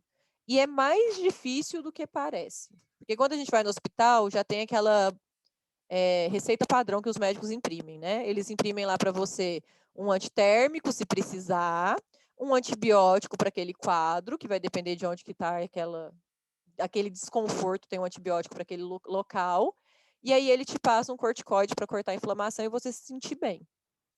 E aí é meio que padrão a receita. E aí tem a problemática de que às vezes a gente está tomando antibiótico sem precisar. Eu já peguei receita de médico e rasguei. E não comprei antibiótico para minhas filhas. Porque eu cheguei no médico, abriu a garganta lá, falou: ai, eu acho que é uma infecção. Não viu a infecção, não pediu um exame. No outro dia minha filha estava bem, eu não dei antibiótico, porque era um processo inflamatório, não era um processo infeccioso. E como que isso vai ser importante na vida clínica, na vida de laboratório de análises clínicas, gente? Vamos lá. Chegou um paciente com pneumonia. Tô com pneumonia. Pneumonia, por incrível que pareça, é mais viral do que bacteriana. E a pneumonia viral, ela é mais branda e ela é autolimitada, ela não tem tratamento. O pediatra adora TB. É tudo igual, gente, é tudo igual as receitas de pediatra. Então, a pneumonia, a maioria, ela é viral, não tem um tratamento medicamentoso específico, a não ser manutenção de sinais e sintomas. O nosso corpo que vai combater esse vírus e eliminar, certo? Agora, quanto ela é uma pneumonia bacteriana, normalmente ela é mais grave, e crianças e idosos muitas vezes precisam de internação para fazer antibiótico terapia corretamente. E é a principal causa de morte em idosos, né? Por infecção é pneumonia, principalmente quando eles pegam em hospital. Bom, belezinha. Tô com pneumonia, sinais e sintomas, falta de ar, dores nas costas, febre, cansaço, dor no corpo, fui pro hospital. O médico vai descobrir que eu tenho pneumonia. Mas quem que tá me causando essa pneumonia? É um vírus? É uma bactéria? É um fungo? O médico vai olhar para mim com falta de ar lá e vai fazer assim, ó. Vírus. Pode ir para casa. Não, não tem como, não dá para saber, né? Às vezes acontece isso, é virose, vai para casa e hidrata, não é? Tá certo, gente. Essa para mim é a melhor conduta médica. Quando eu falo isso, os alunos têm mal-estar, mas é a melhor conduta médica. Você tá com virose, volta para casa. Por quê? Vamos entender isso agora. Eu tô com vírus, eu tô com fungo, eu tô com bactéria. Todos esses 3 micro-organismos podem me causar uma pneumonia. Todos 3. Eu tenho bactéria que causa, eu tenho vírus que causa e eu tenho fungos que causam. Certo? E quando ele entrar no meu pulmão, a primeira resposta que eu tenho é uma resposta inflamatória, que é igual para os 3. Não vai ser diferente. E se for uma virose, mais de 90% dos casos, o meu organismo vai eliminar. Eu não preciso fazer terapêutica. Eu não devo, na verdade, utilizar um antibiótico. Porque se eu utilizar um antibiótico, eu estou forçando resistência microbiana para uma bactéria que não existe. Para as minhas bactérias de microbiota. Então, o médico que manda você ir para casa, fazer repouso, hidratar e tomar um antitérmico se necessário, é melhor do que aquele que imprime a receita do antibiótico já de cara. Porque se for viral, você vai melhorar, na maioria absoluta, tá? Desde que não seja Covid, porque aí você vai ter que internar, porque ele é mais agressivo. Se for bacteriana, vai agravar. Num segundo momento, o médico vai conseguir ver lá um foco de uma infecção purulenta microbiana. E aí ele vai te tratar com antibiótico corretamente. Conseguiram ver a diferença? E só com a sintomatologia o médico vai saber? Não dá para ele saber. Ele não tem bola de cristal. Ele não vai te olhar e vai falar assim, ó, bactéria. Não tem como, tá? Não dá para saber. E só vai saber como? Na hora que precisar de um diagnóstico mais preciso para terapêutica, você vai receber lá a sua amostra e aí você vai dar nome e sobrenome para o bicho que está lá. Agora sim, tem certeza do que está lá. E o sinal e o sintoma, gente, é igual por que é igual, independente do micro-organismo. O que causa o sinal e o sintoma da patologia não é o micro-organismo em si, tá? Não é o micro-organismo em si. Eles vão causar sintomatologia de pneumonia estando no seu pulmão. O sinal e o sintoma vem da lesão tecidual. Então, quando o bichinho entrou lá no seu pulmão, ele vai começar a proliferar, seu sistema imunológico vai começar a responder, e as suas células dos seus alvéolos vão começar a morrer. E aí eu vou ter o que a gente chama de perda de função tecidual. Como o meu alvéolo perdeu a função, eu tenho sinal e sintoma de pneumonia. Mas quem que está lá? Tanto faz. Entendeu? Tanto faz quem está lá. Indifere quem está lá. E aí, para saber quem está lá, que a gente entra. Giovana, depende do caso, tá? Cada caso é um caso. Às vezes a conduta é só hidratar e esperar mesmo. Vou te dar um exemplo que sai um pouquinho aqui da nossa aula de hoje, que eu estava falando da importância de conhecer as bactérias. Se você tem, por exemplo, um quadro de diarreia, diarreia pode ser uma toxina, pode ser um vírus, pode ser uma bactéria. E provavelmente vai solucionar em 48 horas. Então, não tem por que você pedir um exame, tá? Se você tem um quadro respiratório e está numa época que está rolando muito adenovírus, a gente está tendo resfriados mesmo, a pessoa vai melhorar. Não é o caso agora, hein, gente? Pelo amor de Deus. Então, não tem porquê. Não justifica solicitar o exame. Seria o mais adequado? Seria, mas muitas vezes não justifica. É melhor você fazer só a terapêutica de sinais e sintomas que aquele paciente ele vai ter remissiva do quadro. E por que não se pede? Porque o número de micro-organismo que pode estar lá é gigantesco. Você vai pedir o quê? O médico às vezes não sabe nem o que pedir.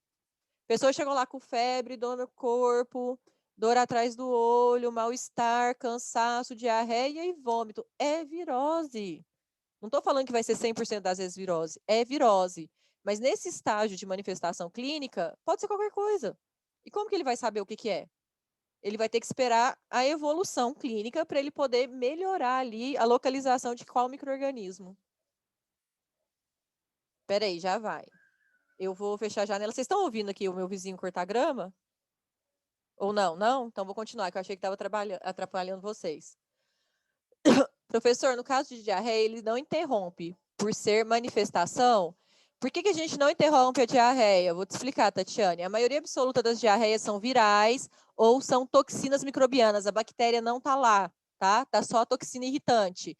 Então, se você interrompe, você vai impedir do seu organismo jogar isso para fora. E ele precisa jogar para fora. Então, não deve interromper. É melhor esperar. Agora, se isso se agrava e a diarreia começa a ficar muito liquefeita, você pode desidratar o paciente. Aí é a hora de procurar saber o que está acontecendo. Mas, no primeiro momento, não se interrompe. A gente quer que o corpo jogue aquilo lá fora mesmo. Fora que expõe ainda mais o paciente no meio hospitalar. Também, tá, Patrícia? Não tem por que fazer procedimento sem necessidade. A gente faz quanto é necessário. Vocês entenderam por que a gente vai precisar saber o nome e o sobrenome? Sim? Viram a importância? Porque na hora que eu souber o nome e o sobrenome, eu vou saber quais antibióticos eu posso testar naquela bactéria e qual vai ser o tratamento do paciente. E aí, se eu não conheço, se eu não sei, se eu não escrevo direito, se eu não sei referenciar isso, já começou o erro da microbiologia. Tudo bem, gente? Vocês vão escrever direitinho? Professora, na prova, se eu escrever errado, você tira nota? Né? É que vocês estão agora numa fase que não tem mais que escrever. Mas lá semestre que vem, se Deus quiser, a gente vai escrever, vai ter prova escrita. Tira nota? Não, eu não tiro nota, porque às vezes até eu fico em dúvida. Né? Tem uma que chama Corinium Bacterium diphtheriae. Ela tem um H lá num lugar que eu nunca lembro onde que é o tal do H, que não faz sentido aquele H estar lá. Então, às vezes, até eu fico em dúvida de como que é a escrita. Mas eu tento exercitar para cada dia mais escrever melhor e mais corretamente. Ai, professora, mas que bobeira ficar sabendo o nome desses bichos. Eu coloco lá no Google tudo errado, o Google fala para mim assim, você quis dizer e já escreve certo? Né? Mas se eu não sei o que eu quero dizer, como é que eu sei que o Google me falou certo? Vocês estão entendendo a complicação? Como é que eu sei que o Google me falou certo se eu não sei o que eu estou querendo dizer? Tem uns nomes que são parecidos. Eu acabei de mostrar para vocês o E. coli e Entamoeba coli. Aí você acredita no Google e fala, é isso mesmo. E não é, entendeu? Já começou errado. Então, vamos prestar bastante atenção nisso. Tudo bem até aí? Sim? Tudo bem? Então, vamos voltar para o nosso slide. Falamos de taxonomia, dei vários exemplos. Tá rápido, gente? Tá bom? Ah, o SPM, esqueci. O SP é o seguinte... O SP é quando eu não tenho a determinação da espécie. Eu tenho a determinação até gênero. Então, se eu leio lá o nome de um bicho e está Streptococcus SP, é qualquer Streptococcus. Eu não sei a espécie. Tá? Parei por aí. Não consegui chegar na determinação de espécie. Acontece na nossa vida da gente parar no SP? Acontece. Vocês vão ver que algumas vezes a gente não consegue chegar até no final. Então, a gente já falou de noções de biossegurança. Ó, a aula está rendendo, hein? Já falamos sobre o que são os micro-organismos e como que a gente vai nomear eles. Agora vamos falar quem são esses micro-organismos. Olha aí o erro de português já, ó. Que eu falei para vocês que esse ó caiu. Agora vamos falar, então, sobre esses micro-organismos. A popstar da microbiologia, gente, é a bactéria. Eu sei que vocês estão doidos para estudar vírus, mas a gente vai ter que estudar muito bactéria antes de chegar lá no vírus. Por quê? Porque, por incrível que pareça, gente, as doenças bacterianas são piores do que as doenças virais. Uma vez um amigo meu falou assim, nossa, esse vírus, pelo amor de Deus, isso não acaba nunca. Eu falei, gente, ainda bem que a gente está vivendo uma pandemia de doença viral. Porque doença viral, a gente já conhece vacina, a gente sabe produzir vacina. Doença viral, a maior parte absoluta, o meu sistema imunológico consegue combater. Né? Então, vocês podem ver que são poucas pessoas que precisam de internação no Covid. As que precisam agravam muito, porque ele é bem agressivo, mas a maioria é assintomático ou consegue combater. Então, eu falo, graças a Deus que é uma pandemia de uma doença viral. Porque se fosse uma doença bacteriana que adquiriu resistência a antibiótico, gente, era caixão e vela preta para todo mundo, não tem o que fazer. Se eu tô, né? Vocês querem saber também de bactéria? Não vou correr não, tá?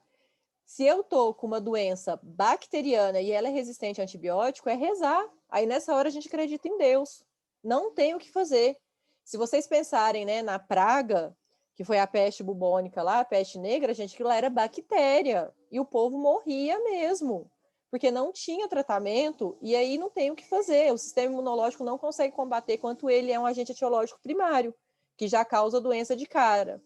Tá ruim a nossa pandemia? Tá ruim, tá péssima. Mas olha a velocidade que a vacina foi produzida, porque a gente conhece. As maiorias das vacinas que a gente toma, gente, é viral. Vai olhar lá depois, no seu calendáriozinho, lá na sua tabelinha de vacinação. A maioria absoluta é viral. A gente tem poucas vacinas bacterianas, porque é difícil fazer vacina para bactéria. A vacina para bactéria, a gente precisa pôr subunidade, e a subunidade nem sempre ela é suficiente para fazer imunização. Vacina para protozoário, não tem, não tem. Então, ainda bem que é vírus, porque a gente vai conseguir contornar, tá bom?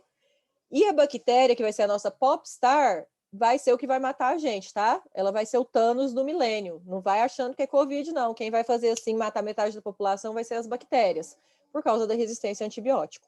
A gente vai chegar num estágio de resistência a antibiótico que não vai ter tratamento para as bactérias que estão em circulação. E aí vai ser dedo de Deus. Você morre, você sobrevive, você morre, você sobrevive, e não vai ter muito o que fazer. E por que a gente não tem tanto estudo de antibiótico? Porque não é bacana desenvolver antibiótico. O antibiótico não dá muito dinheiro. E é difícil, porque vocês vão ver que a bactéria, a célula, é muito semelhante à nossa. Então, toda vez que eu desenho um medicamento para bactéria, eu posso estar matando o hospedeiro. É difícil achar uma droga que vai ter como alvo só a bactéria e não o meu corpo. E quer ver, ó, que não é viável para as farmacêuticas ficar investindo muito nisso? Se eu tenho diabetes, se eu tenho hipertensão, se eu tenho colesterol alto, eu tomo remédio todo dia da minha vida. Todo dia eu estou lá dando dinheiro para a farmacêutica. Se eu tenho uma infecção bacteriana, eu vou tomar 10 dias de antibiótico e pronto, eu parei de dar dinheiro para a farmacêutica. Então, eles realmente investem mais menos do que de um remédio para câncer, um remédio para diabetes, um remédio para pressão alta. Certeza, foi o que eu falei, Michele. As superbactérias vai ser o Thanos do milênio, vai fazer assim, ó, e vai morrer. Não vai ter o que fazer. A gente vai falar mais disso, mas vocês já devem ter ouvido falar de KPC, né?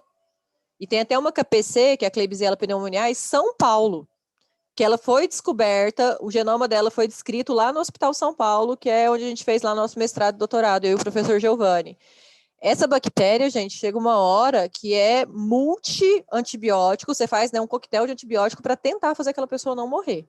Porque ela é resistente a absolutamente quase todos os tratamentos que existem. Não tem o que fazer. É alta concentração, coquetel de antibiótico e rezar.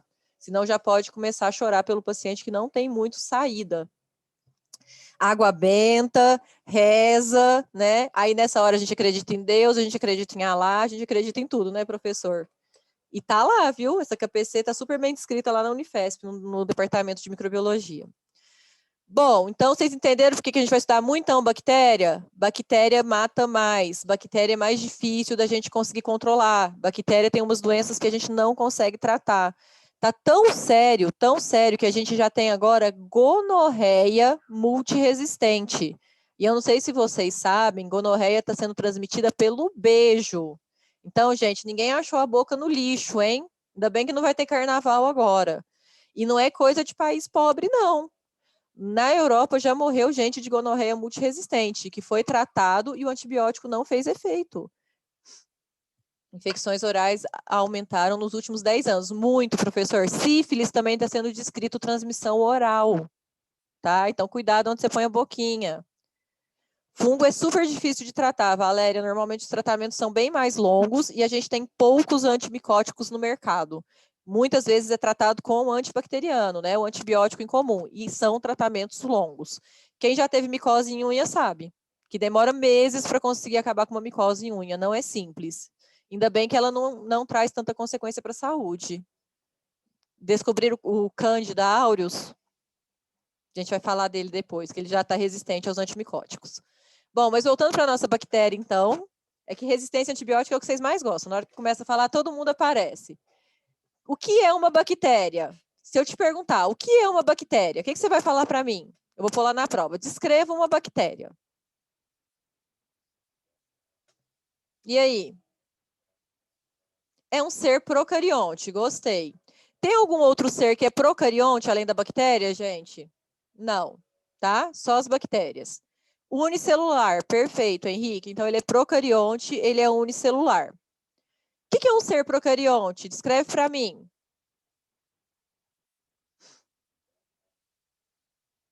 A Valéria está escrevendo, tá, gente? Eu estou vendo, eu estou esperando ela. Não tem núcleo organizado. Ele não tem a membrana que reveste o núcleo. Ele não vai ter a carioteca. Mas ele tem o genoma dele. Né? Ele vai ter lá o material genético circular que está numa região da bactéria que a gente chama de nucleóide.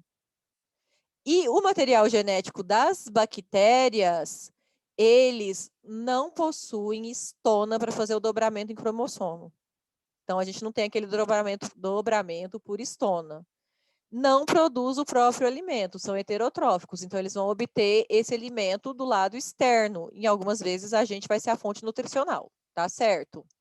Unicelulares, são procariontes, não possuem carioteca, não possuem estonas.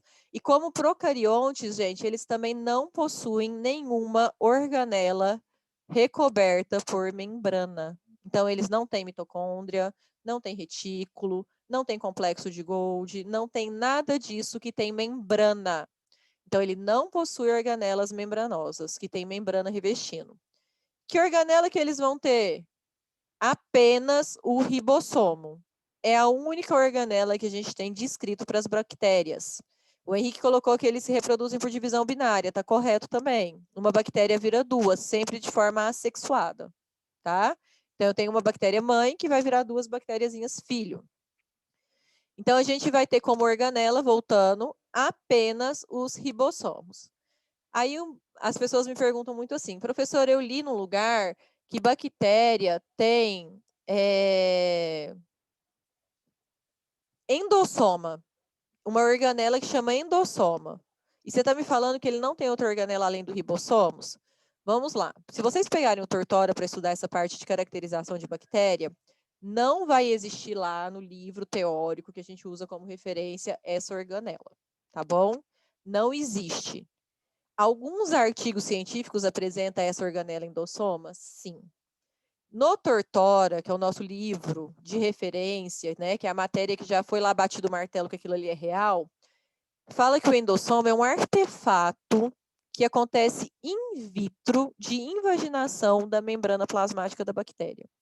Só que como invagina e fica parecendo uma vesícula, algumas pessoas caracterizaram aquilo ali como uma organela. E ainda está caracterizado como uma organela onde acontece a cadeia de transporte de elétrons, para gerar energia, ATP, tá bom? Só que, na bactéria, gente, a cadeia de transporte de elétrons acontece na membrana. Então, a pessoa que viu isso, viu certo. Porque se é uma invaginação da membrana, é onde está acontecendo a cadeia de transporte de elétrons. Então, atualmente, nos livros teóricos, não existe essa tal dessa endossoma. Na internet, vocês vão achar. Então, vocês já sabem o que é, tá bom? Não é uma organela definida ainda. O que está sendo estudado é que é uma invaginação da membrana e aí tem lá a cadeia de transporte de elétrons para gerar ATP, certo? Então, na hora que vocês forem estudar, se vocês verem essa informação, é isso. Além disso, gente, as bactérias, elas possuem parede celular, que a gente não tem parede celular. A parede celular mais frequente nas bactérias é de peptídeo glicano, que são açúcares ligados por aminoácido. Na próxima aula a gente vai falar só disso, só de parede celular. Mas não é exclusivamente de peptídeo glicano. A gente tem algumas bactérias que possuem parede celular com cera revestindo ela. A gente tem bactérias que possuem paredes celulares atípicas. Por que a gente vai ficar quase uma aula inteira falando de peptídeo glicano? Porque a maioria absoluta possui peptídeo glicano. Além disso, gente, as nossas bactérias possuem formas e arranjos variados e diversos. Se eu tivesse que falar para vocês uma analogia a isso, se você pensar em bactéria, pense em cachorro, certo? Você tem cachorros. Você tem o pincher, você tem o bulldog, você tem o labrador. Bactéria é assim. São bactérias. Você vai ter cocos, vai ter bacilos, vai ter espiroquetas, vai ter streptococcus, vai ter diplococos. Então, dentro de bactérias, tem trocentas mil bactérias diferentes. E elas são diferentes, tá? Elas vão ser bastante diferentes. Elas vão ter proteínas diferentes, fatores de virulência diferentes, modos de infecção diferentes. Então, pensa que é um universo de micro-organismos diferentes. Mas todos eles vão ter em comum parede celular, unicelulares, procariontes e as características de serem procariontes. Certo? Anexos diferentes de estrutura, você está falando da bactéria, Leonardo? É isso? A gente vai falar da estrutura semana que vem. Por enquanto, eu não vou falar nada ainda de estrutura, tá? Estou só caracterizando. Flagelo, sim, então. Aí essa parte de estrutura, fímbrias, flagelo, citoplasma, material genético, semana que vem também a gente vai falar cada um e explicar direitinho como que é cada um. O que mais que eu tenho de micro-organismo? As arqueias ou arquibactérias, que são bactérias. Mas eles classificam um pouquinho diferente, porque são aquelas bactérias que eu falei para vocês, que elas são quase fósseis bacterianos.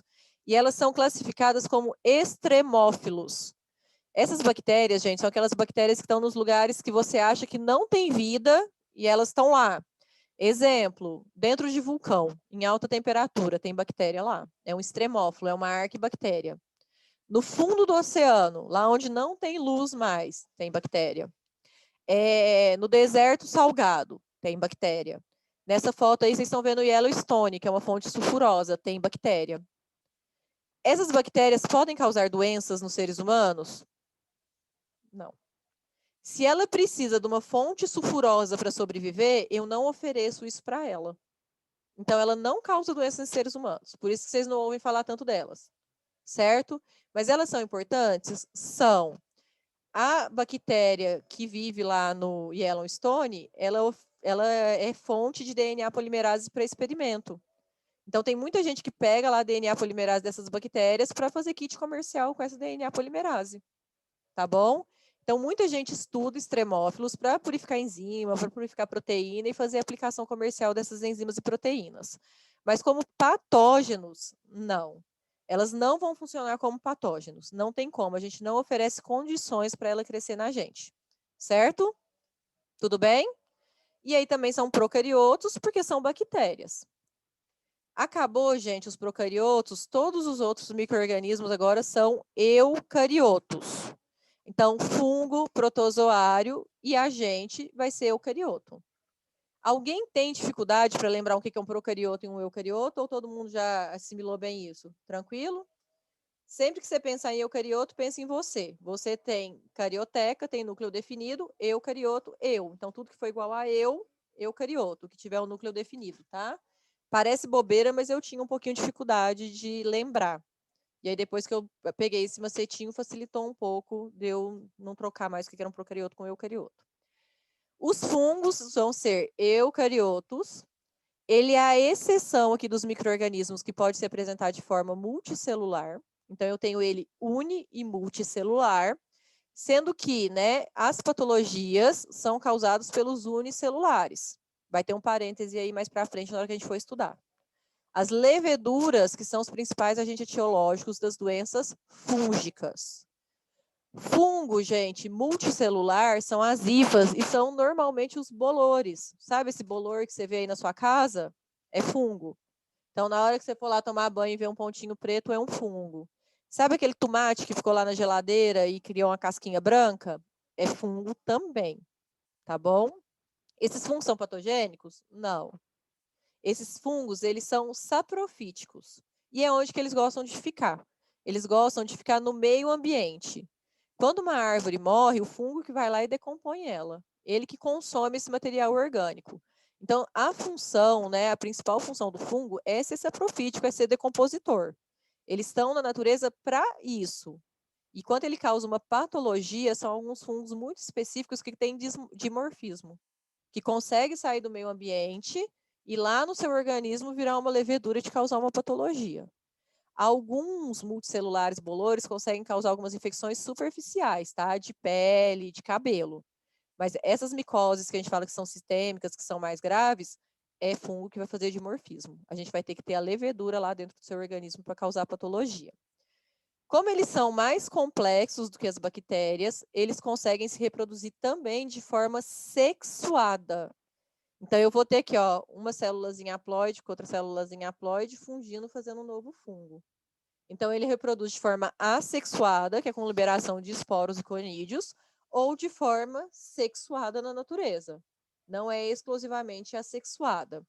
E eles possuem parede celular também, mas essa parede celular ela vai ser composta agora de quitina.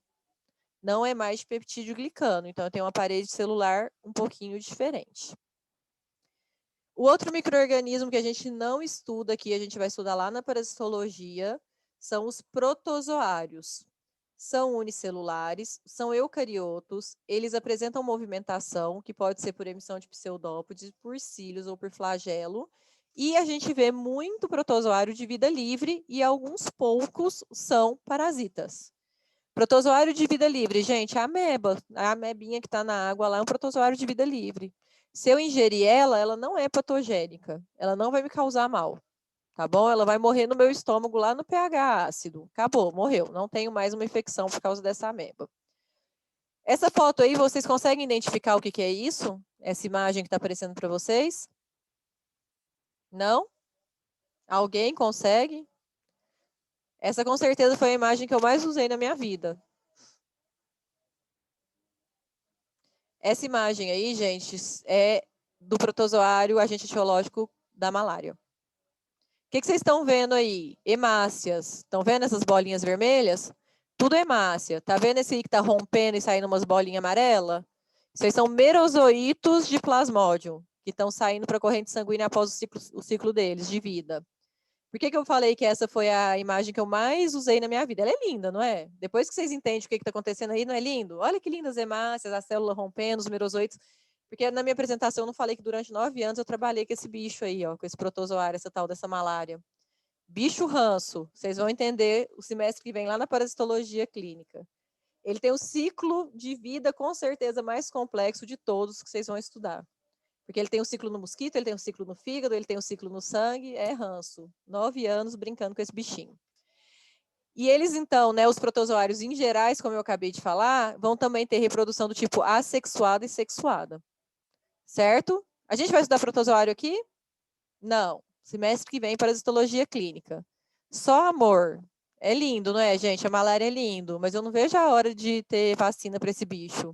Chega, já deu tudo que tinha que dar. Foi muitos anos estudando isso. Já que vocês estão caladinhos, eu vou contar um pouquinho de historinha, ver se vocês interagem. Na hora que a gente sai um pouco da aula, vocês interagem mais. Quando eu comecei a fazer mestrado, eu sempre consegui ganhar a bolsa fácil. Não é fácil, tá, gente? Por quê? Porque na época que eu comecei, a malária era a doença infecciosa que mais mata no mundo. Essa era uma frase também que eu começava todos os meus projetos. A malária é a doença infecciosa. Infecciosa, hein, gente? Pelo amor de Deus, infecciosa. Olha como as coisas mudaram, né? Não posso mais usar essa frase.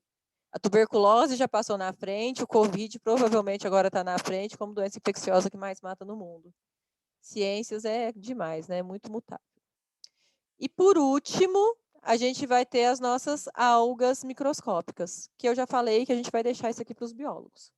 Por que a gente não vai estudar algas microscópicas em microbiologia? Porque não tem interesse clínico, não vai ter interesse na saúde. Tá bom? Vai estar lá no livro, vocês vão ver lá como definição de micro-organismo, mas a gente não vai estudar. Tá aqui só para falar que existe. E aí a gente tem esse bichinho aqui agora, que eu não sei nem se eu posso chamar de bicho, são os vírus. Agora vocês vão me responder, vamos lá. Vírus, é vivo ou é morto? Todo mundo sabe tudo de vírus agora, certeza absoluta que todo mundo sabe tudo. E aí, vírus é vivo ou é morto? Vivo, porém acelular. E aí? Mais alguém? Vivo ou morto? Zumbi. Eu concordo com essa definição. Vírus é zumbi, nem vivo nem morto. Tá? Atenuado não... Não, atenuado não... Tá, pode ser atenuado não atenuado. Necessitam de hospedeiro. Tá vendo que vocês sabem tudo de vírus? Pandemia agora ajudou os professores. A gente não precisa dar nem aula mais. Vocês sabem tudo de ciência. Vocês estão estudando todos os dias da vida de vocês. Tipo o Edward, do Crepúsculo. Ótimas definições, tá? Só não pode pôr na prova. O vírus é o Edward do Crepúsculo. Até porque eu não gosto muito da saga Crepúsculo, não. Eu sou da época que vampiro não podia ir na luz, não brilhava na luz, não tinha purpurina, morria mesmo, lá da época da Anne Rice. Bom, vamos lá, gente. Ó, o pessoal aqui está inspirado hoje na definição de vírus. O vírus, quando ele está no ambiente, não está sendo mais nem chamado de vírus, ele é chamado de partícula viral. Por quê? Porque ele não tem metabolismo, ele não consegue replicar e virar 2 vírus. Quando ele está lá no meio ambiente, ele é uma partícula, ele é material genético revestido, certo? Ele vai precisar infectar uma célula para ele conseguir replicar e virar mais vírus. Professor, então ele é morto-vivo? Isso aí, ele é zumbi, tá? Não existe realmente uma definição. Mas o que vocês não podem esquecer é que o vírus ele é acelular, ele não é uma célula. Ele não é uma célula. Ele vai ser acelular. O que é um vírus? O que vocês estão vendo aí na imagem é o tipo de vírus que a gente tem que é mais complexo, que ele tem material genético, capsídeo e envelope. Todos os vírus são assim? Não, tá? A gente tem vírus que não vai ter o envelope, parou ali no capsídeo. Eu tenho vírus que é DNA, eu tenho vírus que é RNA, eu tenho vírus que é RNA fita positiva, RNA fita negativa, 2 fitas de RNA com um revestimento. Tudo bem? Mas o vírus mesmo, o que é importante nele é o material genético dele. Porque é isso que causa a infectividade. Então, quando eu tenho, né, um vírus que está no ambiente e ele entra em contato com o hospedeiro, ele vai entrar num hospedeiro, ele vai colocar o material genético lá dele dentro da célula. E aí, agora sim, eu tenho um vírus que vai replicar. Mas ele replica sozinho? Tudo bem, Daiane, eu sei que a aula até um pouquinho mais tarde é complicada, bom trabalho. Ele vai reproduzir sozinho, gente, o vírus? Ele vai conseguir virar 2 sozinhos? Não consegue, tá? O que ele vai ter que fazer? Todo mundo caladinho. O que o vírus faz, gente? Agora vocês já sabem tudo de vírus. Ele vai pegar aquele material genético lá dentro agora da célula do hospedeiro e usar o nosso maquinário para fazer novos vírus. Ele é inteligente, não é? Ele vai fazer a nossa célula virar uma máquina de fabricar novos vírus. E aí esses novos vírus vão cair na nossa circulação e infectar novas células. E aí começa o processo de adoecimento, certo? Por que o nosso maquinário faz vírus? Nosso maquinário é burro, não é? Entrou lá ó, um vírus, pôs o material genético dele lá, e aí a minha célula vai fazer mais vírus, sendo que esse bichinho vai me matar? Por que nossa célula faz isso?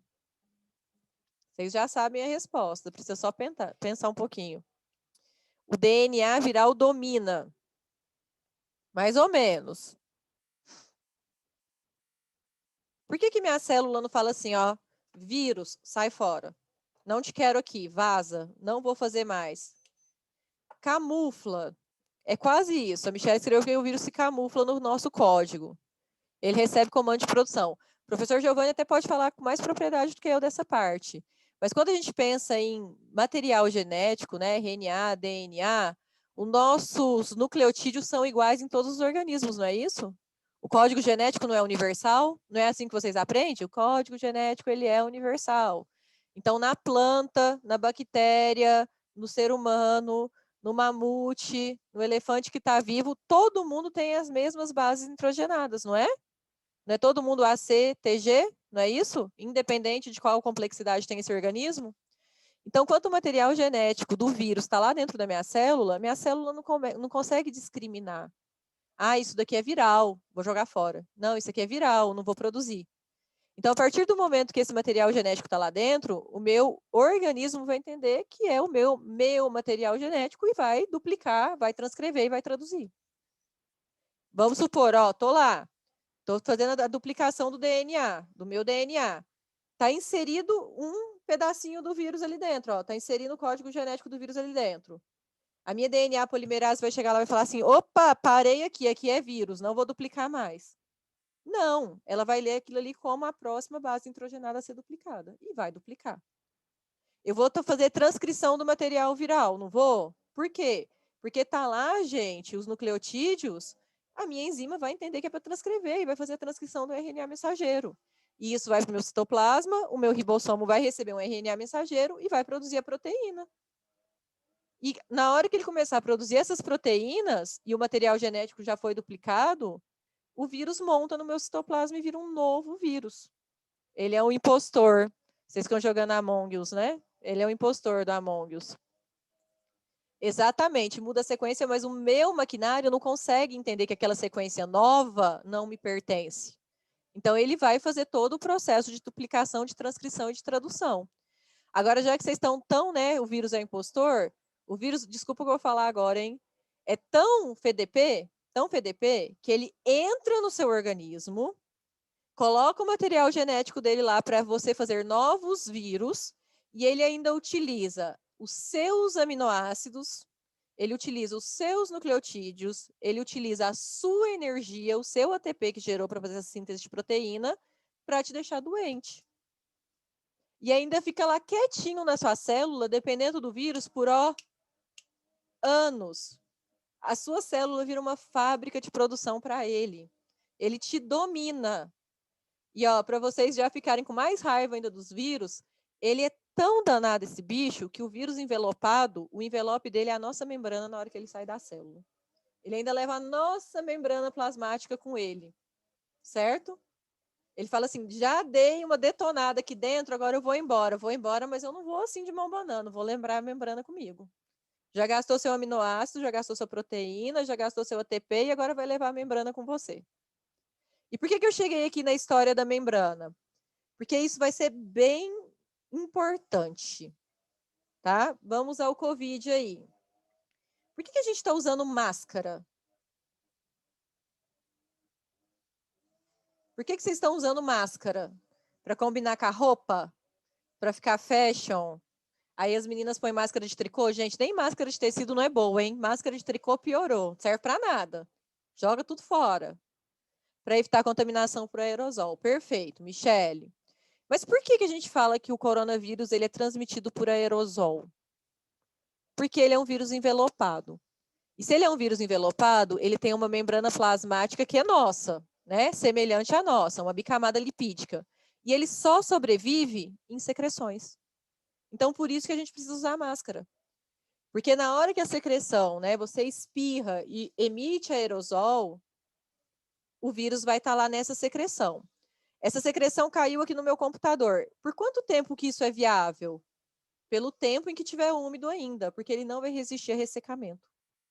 Então, por isso que a máscara é tão importante. Porque vai evitar, né, de que essas partículas virais fiquem viáveis e entrem em contato rapidamente com outro hospedeiro para propagar. É sempre assim, gente? Não, tá? Não é sempre assim. Se o vírus ele é um vírus que possui capsídio, aí já é diferente. O vírus com capsídio, ele não tem essa membrana, então ele sobrevive melhor a ressecamento. Muito mais. Tanto é que esses vírus são os vírus que a gente tem transmissão oral fecal. Eles conseguem sobreviver nas fezes. Gente, as fezes é um local inóspito. Vírus envelopado não está presente em fezes. Vírus com capsídio, sim. E aí, esse vírus, ele fica viável muito tempo no meio ambiente. Porque ele não tem essa membrana, não tem esse envelope, então ele vai permitir o ressecamento de onde ele estiver sem morrer. Já te respondo, tá, Valéria? Vírus com capsídio, eles são resistentes até mesmo a lavagens com detergente.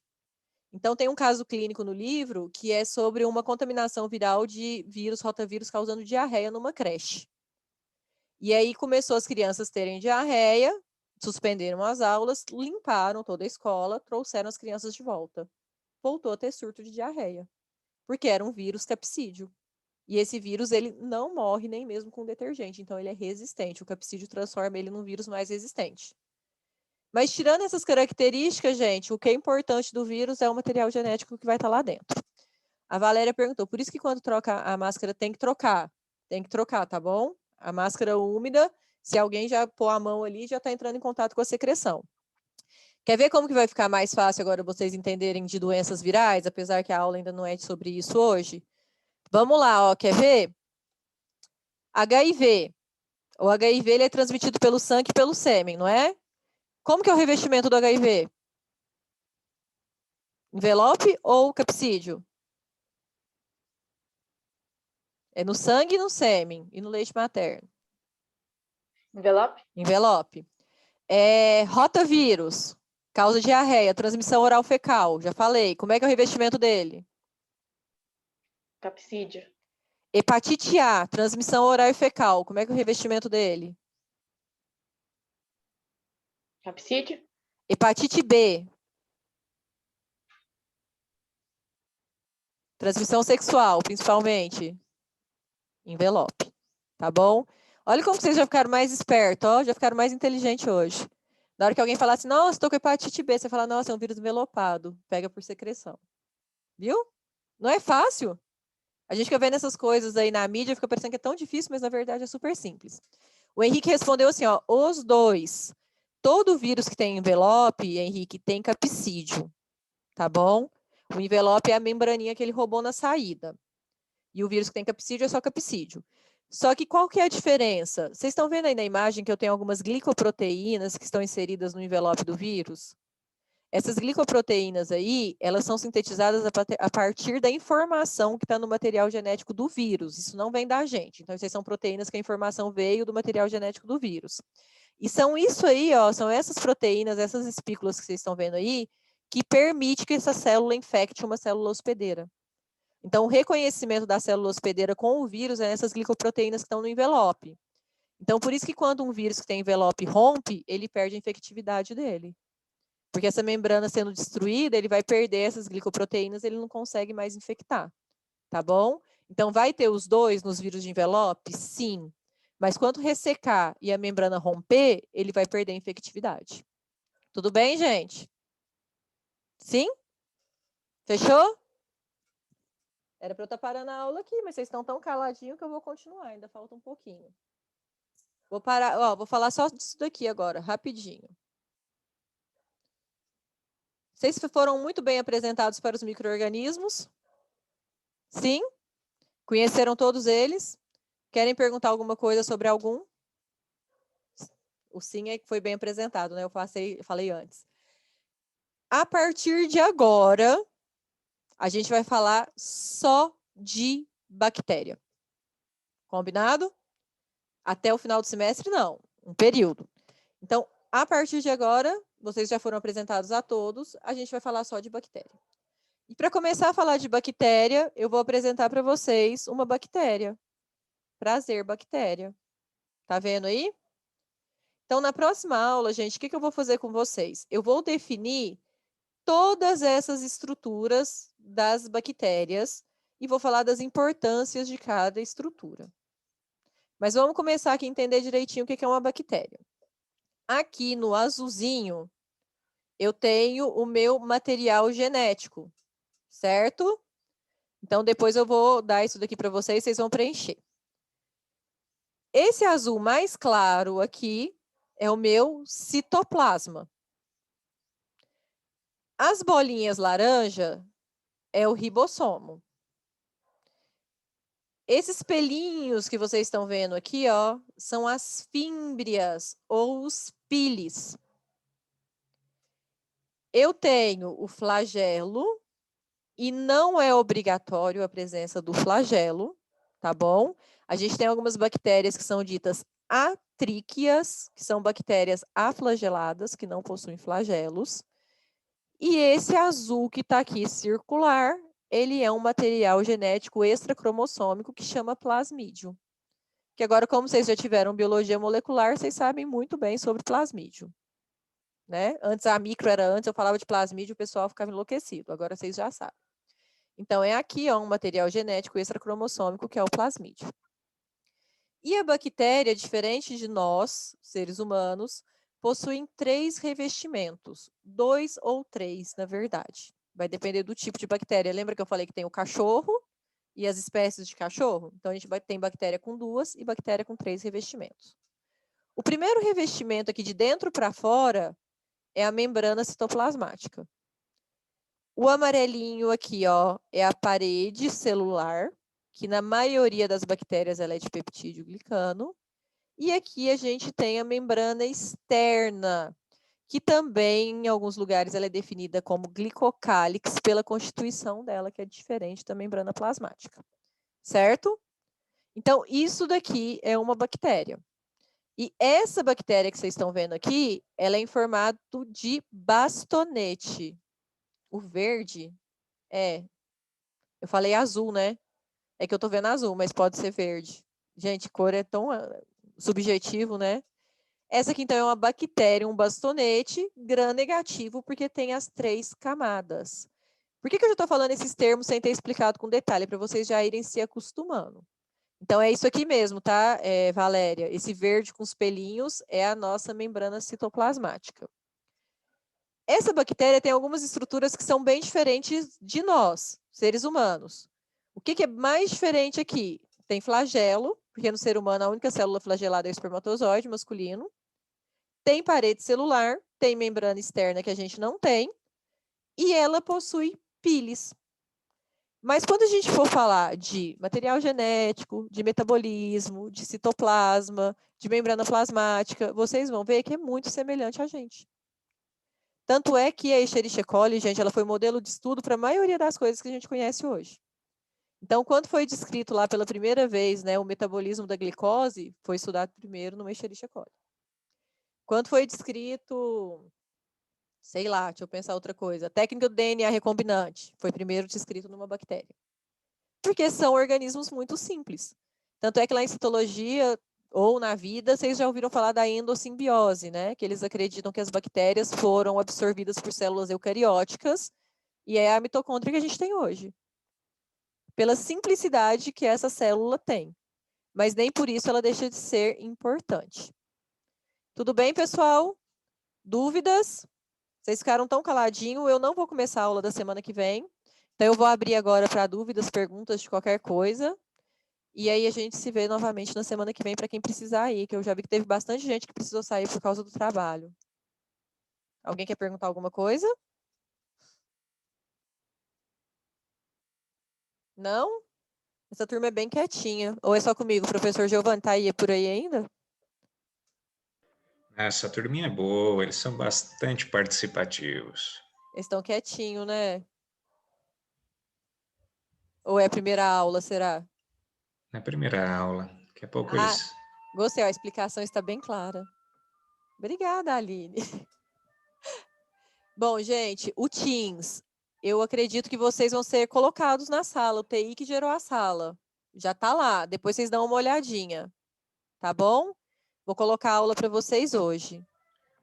Eu comentei até mais cedo no chat, Poliana, não sei se você viu, caso algum aluno não esteja na sala de micro depois que nós dermos uma olhadinha lá, eu passo na sala de biotec o código da sala de micro. Tudo bem. Eu posso colocar também na próxima aula, se precisar, não preocupa não, tá bom? Mas como foi o TI que gerou, eu acredito que vocês vão estar lá. A aula está gravada. Já gravei. Se possível, eu posto hoje. Vou tentar, assim, do fundo do meu coração, postar hoje. Tá? Mas já está gravadinha.